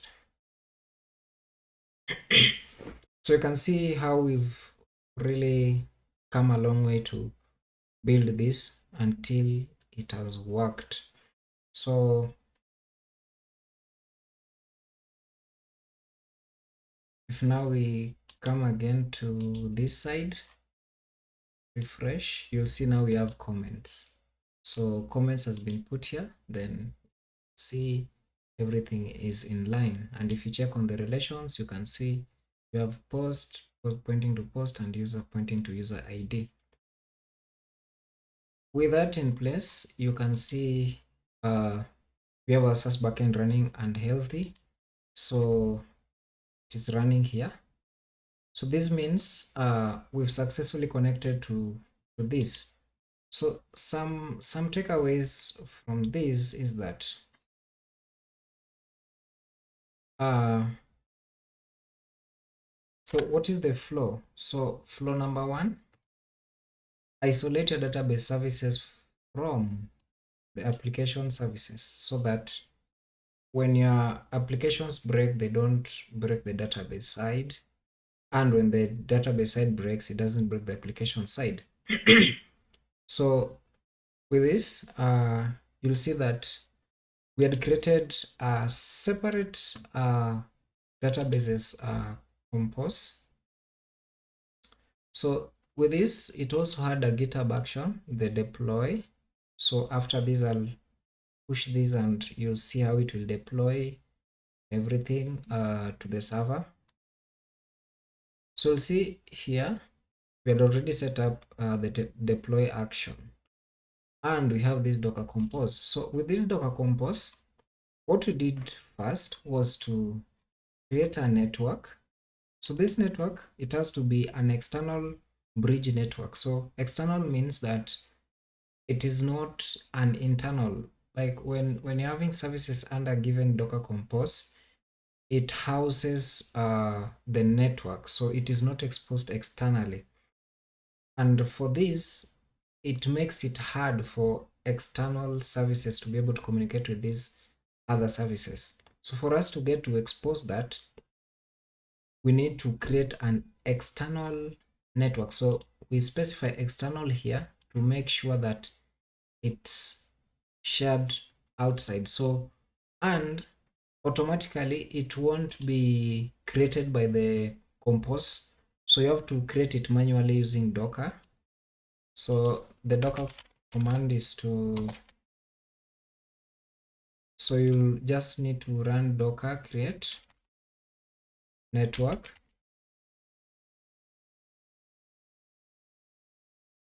then network name. So after writing the network name, then now what you need to do is to check. So after you create, let me just add something like testnet. So if okay, so it's network, not it is network create, not create network create. So this should create a network, and if you go back to our here, you'll see we have testnet located here. So once you create that network, you need to map it to this. Then after mapping it here in the compose where you want to use it, on these other services, you have to specify the networks under which they belong so that the compose Docker will automatically add them to those networks. After they've been added, if now you're going to use a separate compose file, you have to specify that same network in that next compose so that Docker is able to merge the two and have them connected in one single network. And for this backend, it was kind of tricky because seems like Drizzle can't connect to the database before the container itself has been started. So I think that may be due to not all the services have been started on that container, and that one makes it hard before the network has been set up. So meaning it can't resolve those other hosts. So the caveat here was we tried by running the migrations in the build part, but it didn't work. So we moved it to somewhere else. That is, we had to set up custom script, bash script that we run after we just run it after we've completed the builds. Then that one will now spin up the application. And if we check on the scripts, you'll see we set up the base directory, then we migrate everything. After migrating everything, then now we run node and locate the start file for our application, and that wraps it for the connection. So let me just do some quick connections here so that we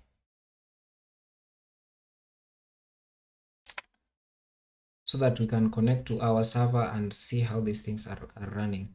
So I'll just go to my SSH folder, cd is, then SSH keygen. So I'll generate a keygen, then I'll just name it droplet SAS droplet r SAS underscore RSA. So generate, then should clear list. You'll see we have SAS droplet RSA, so we can just SSH add SAS droplet, then we can cut SAS droplet RSA.pub. So this is a public key that we are setting in our server. We'll just copy it as is, go to our server, then and go to this, click on this, then go to access, launch the console.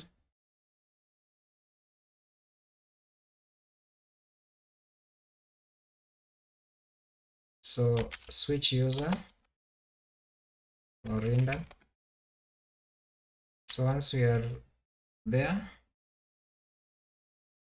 what we need to do is to SSH. So we can nano author .ssh authorized keys. So we edit this, paste our new key, save, then exit.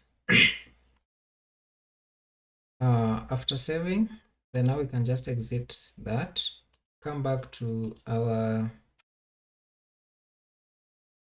local, then we can just cut our config. I'll copy this part, then edit it in VS Code, so host name, so let's call it SAS underscore app. So host name will be our IP. Just go back a bit, copy this IPv4, that will be our host name. User will be Orinda, then port will be 22 default, then our key will be this. So we copy this, take it to config. So once we come here, we edit, we paste, save, then exit, then we can SSH SAS was it SAS app, yes. Then you can see we are logged into the server. So once you are in this server, I'll need to create a shared network. So we go to Docker compose, copy this network name. Then if we check on our production, you'll see, just open this. You'll see we have networks. and we don't have the network, the shared network here. So what I'll do, I'll just write here docker network create, then we paste that network, then press enter. Once it's been created, I'll come back to our VS Code, then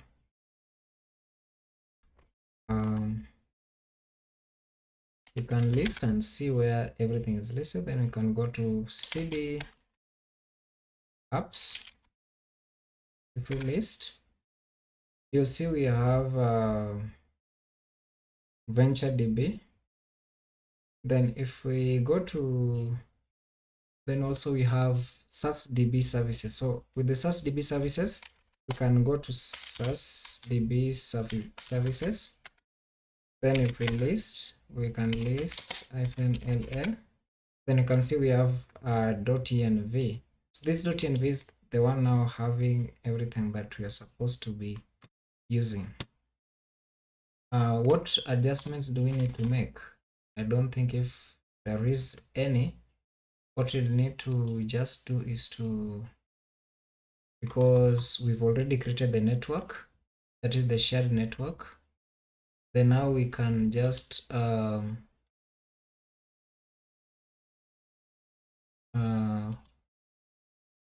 what have we changed here?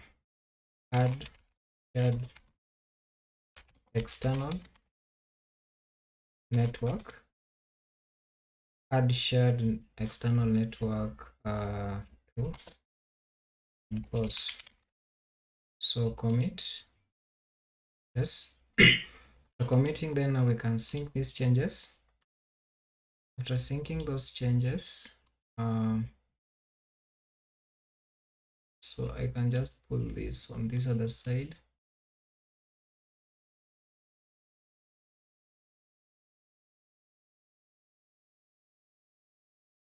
So when I pull that on this other side, I'll go to the repositories, go to SaaSDB services, we'll come to actions. So when I come to actions, you'll see we have this action running here. Apparently, I don't know why this is behaving this way. Okay, so it's built, and you can see deploy to server. There is no error. Nice. So if now we check our compose, our portainer, we log in, click here, you see we have 6 containers, and you can see Postgres is running, right? So because hello, what the man?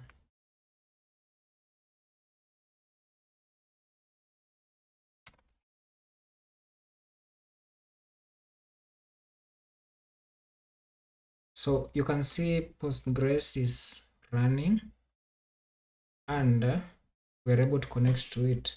So what you need to do next is to, because everything is running in production, so we just ran the sync and it has run successfully.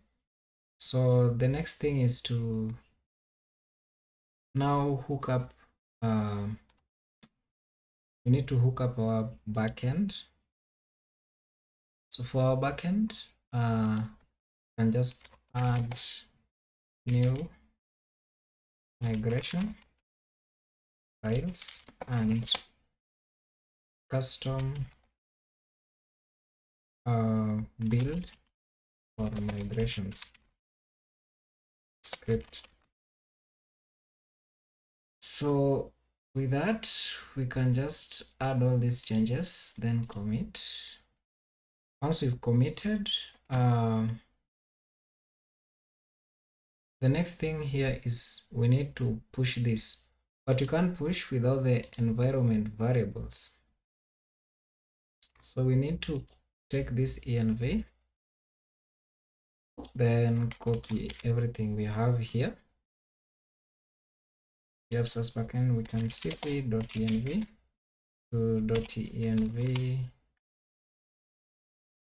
.env.example. So once we create that, we can just extract these out and save.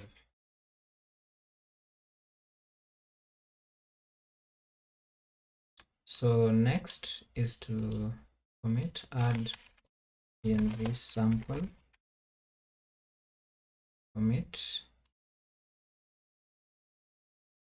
So once we have added environment variable sample, we'll go to our, we go back to our server, then we go to SaaS backend, clear.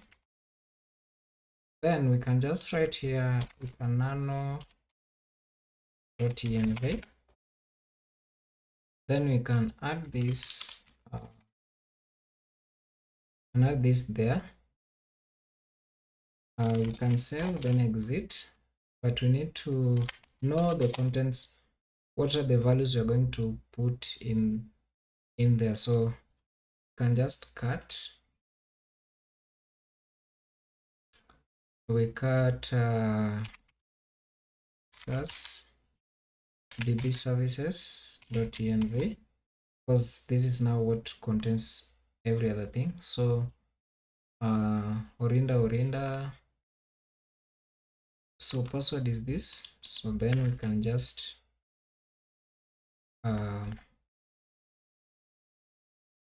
we can nano.env,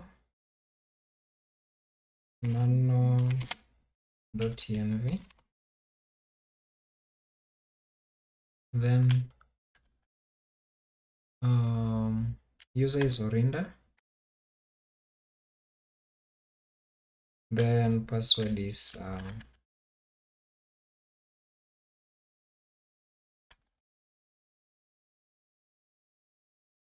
we put that password there,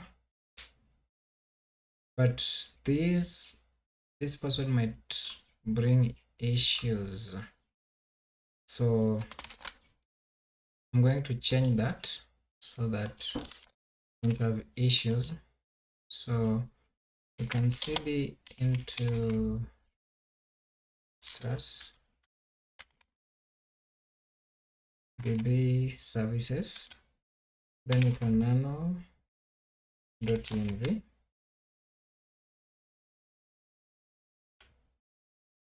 then this password we can just change it to have a strong password generator.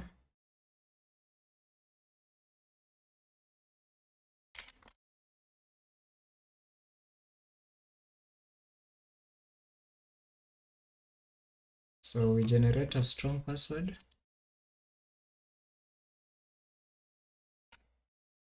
Generate.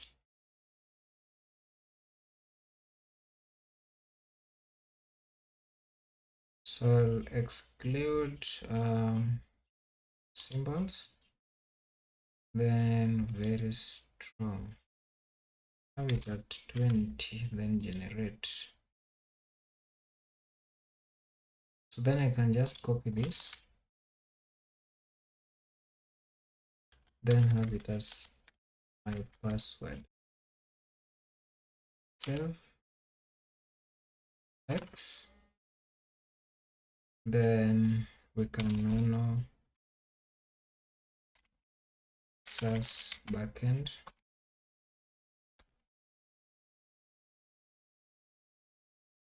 SaaS backend.env, then we'll change the password here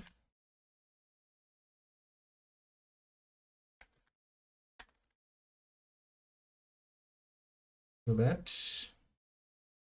Then the host now will be pointing to the name of the service. So that will be Postgres and not localhost. So if we come back to these services, you can just check here. Then the name of the service, Postgres is the container. So you can just copy this Postgres. Then that's what we'll be putting here in here. Then we can just copy this. So what can we name this database? So deploy SAS DB. So we can copy this, copy, save, then exit.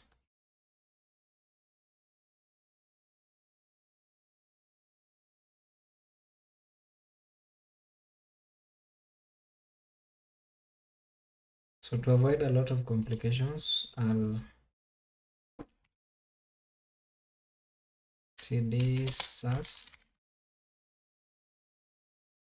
DB services, then I can just run docker compose down.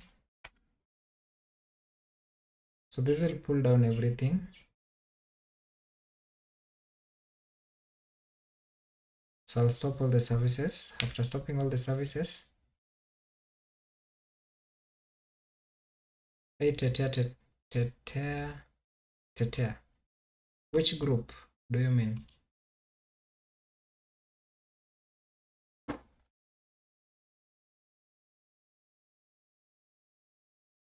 So once everything has been stopped, then now I'll just go back to, then I should remove venture db rf so that I remove everything. So if I list, we clear. So I can go back to an easier way is to just come back to this. Where is it? We rerun all the jobs here, then be able to create everything. So meanwhile, if we try to access this, it shouldn't be available. So we'll wait for it, for this action to complete. If we go to the build here, we'll copy everything. Oh, okay, I'll create one and share. So it's completed. Now I come back here, refresh.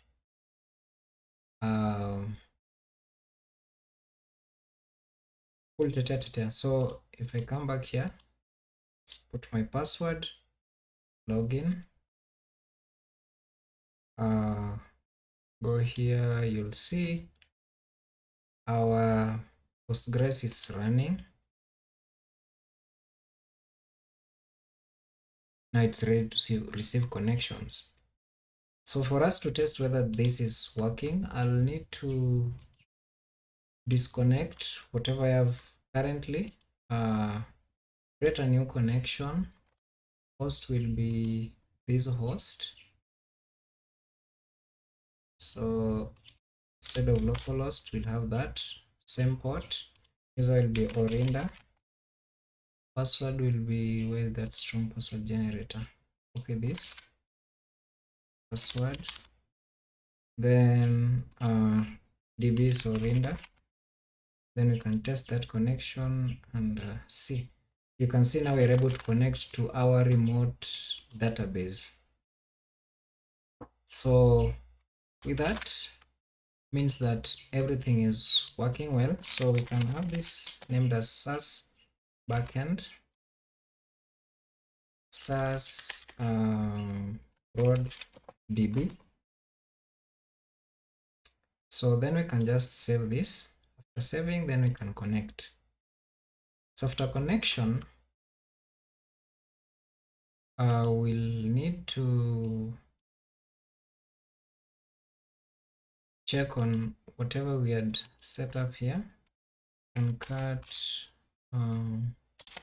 SAS backend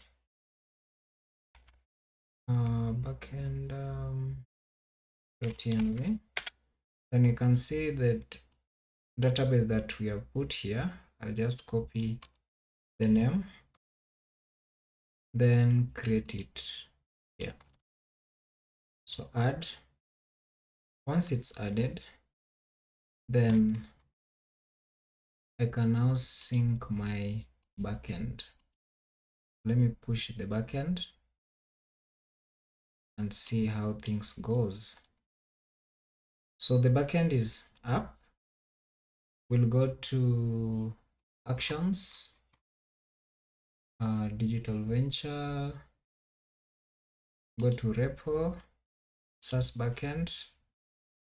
Then there should be an action running to deploy this. So add the env example. Let's see how it's building. Run the install, build, copying files to the server. So whatever I've done here should be practical to any other environment that you're going to use with Node. So deploy code.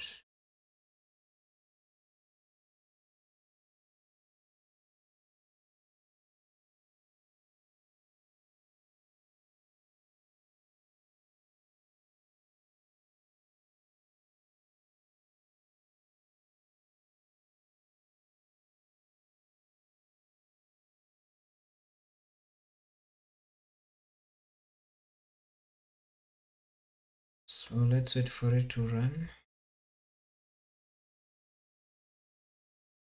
Just a bit. Okay. This is the yarn issue.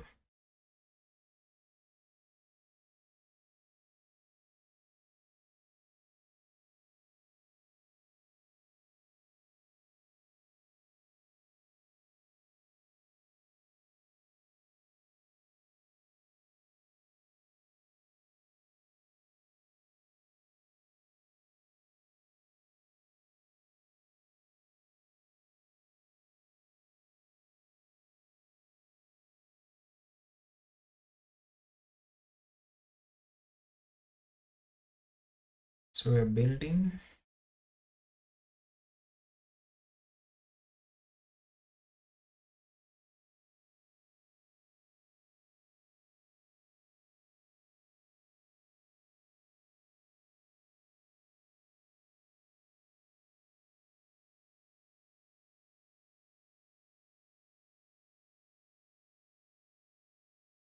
So it's created.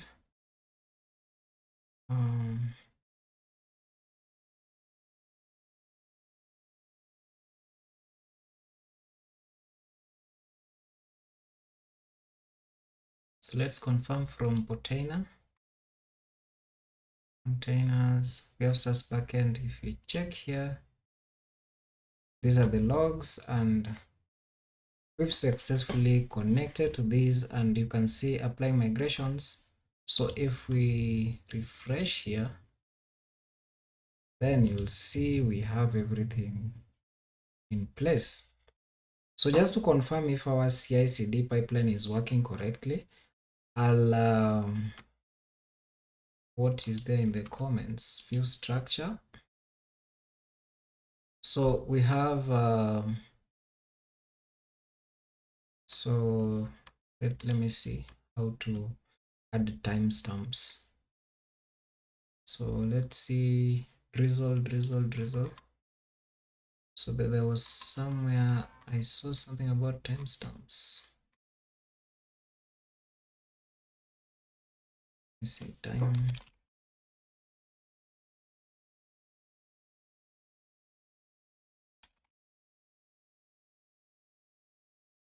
So let's see timestamp.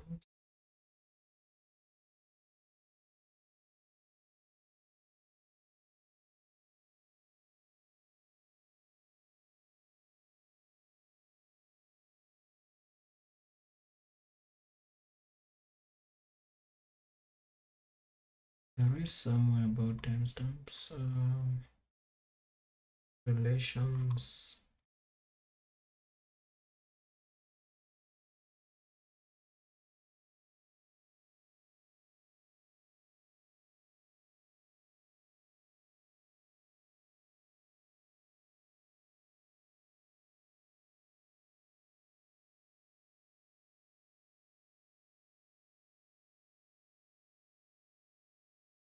Okay, from here,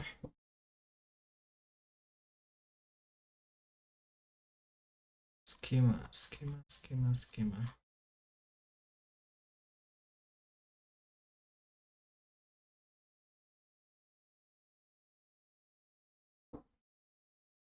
Oh, schemas.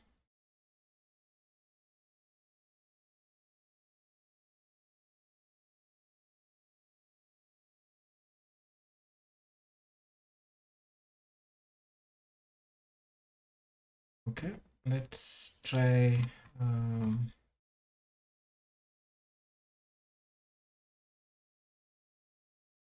db schema. You can have here const, so we can check for drizzle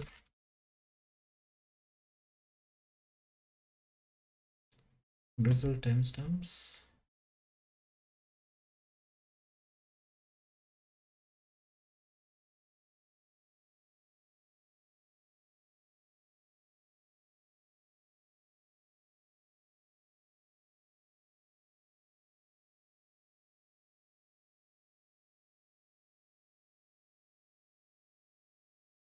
Okay, let's go with this.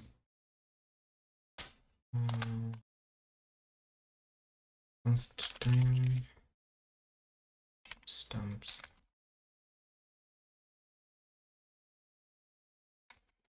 So we'll have created that.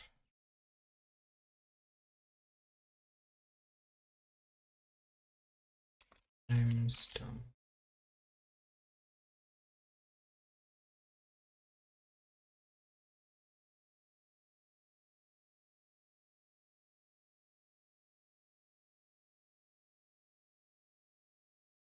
So default.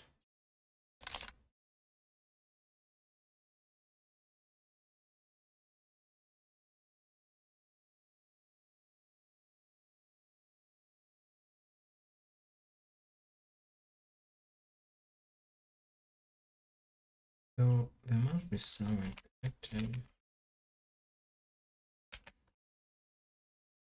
But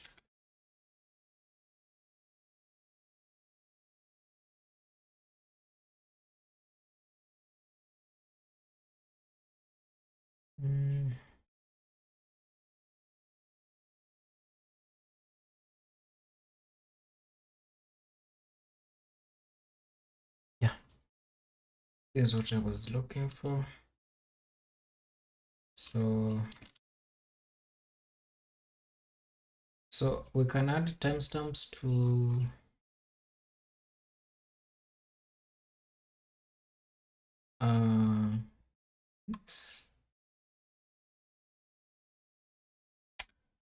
so we spread the timestamps on the posts, also spread timestamp, then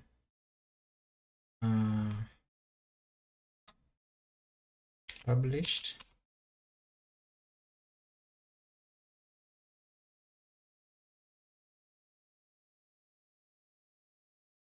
Let's just leave this out.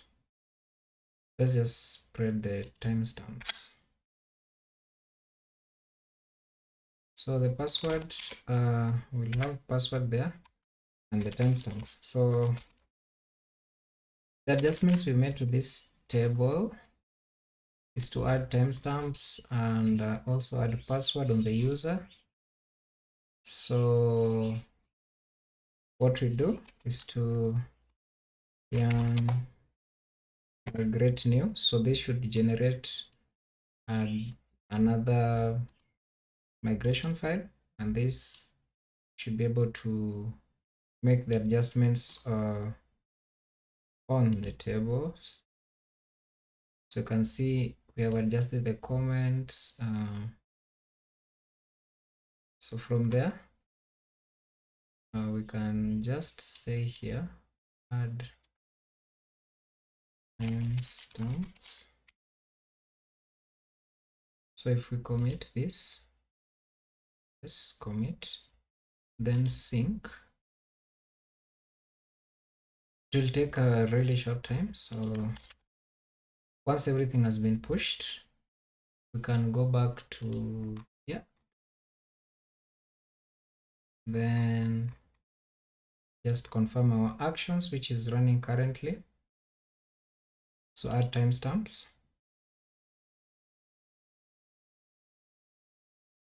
Check on the build.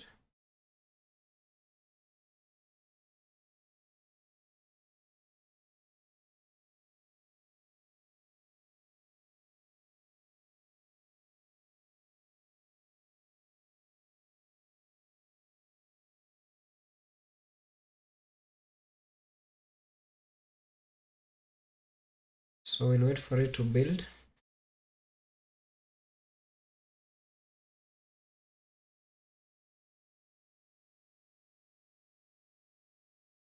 This should take a really short time. So currently, because it's building, this is the structure we have for the comments. For the posts also,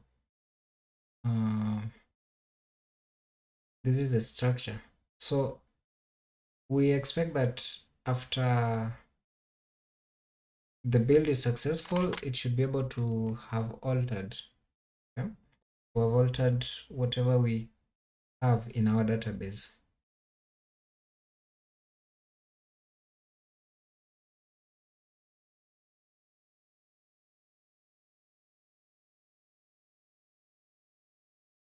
So it's recreated.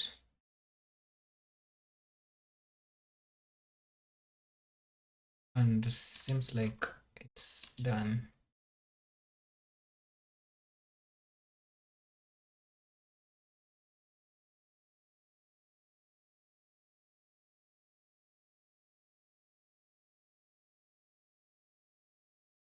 So it's done. Let's check and see.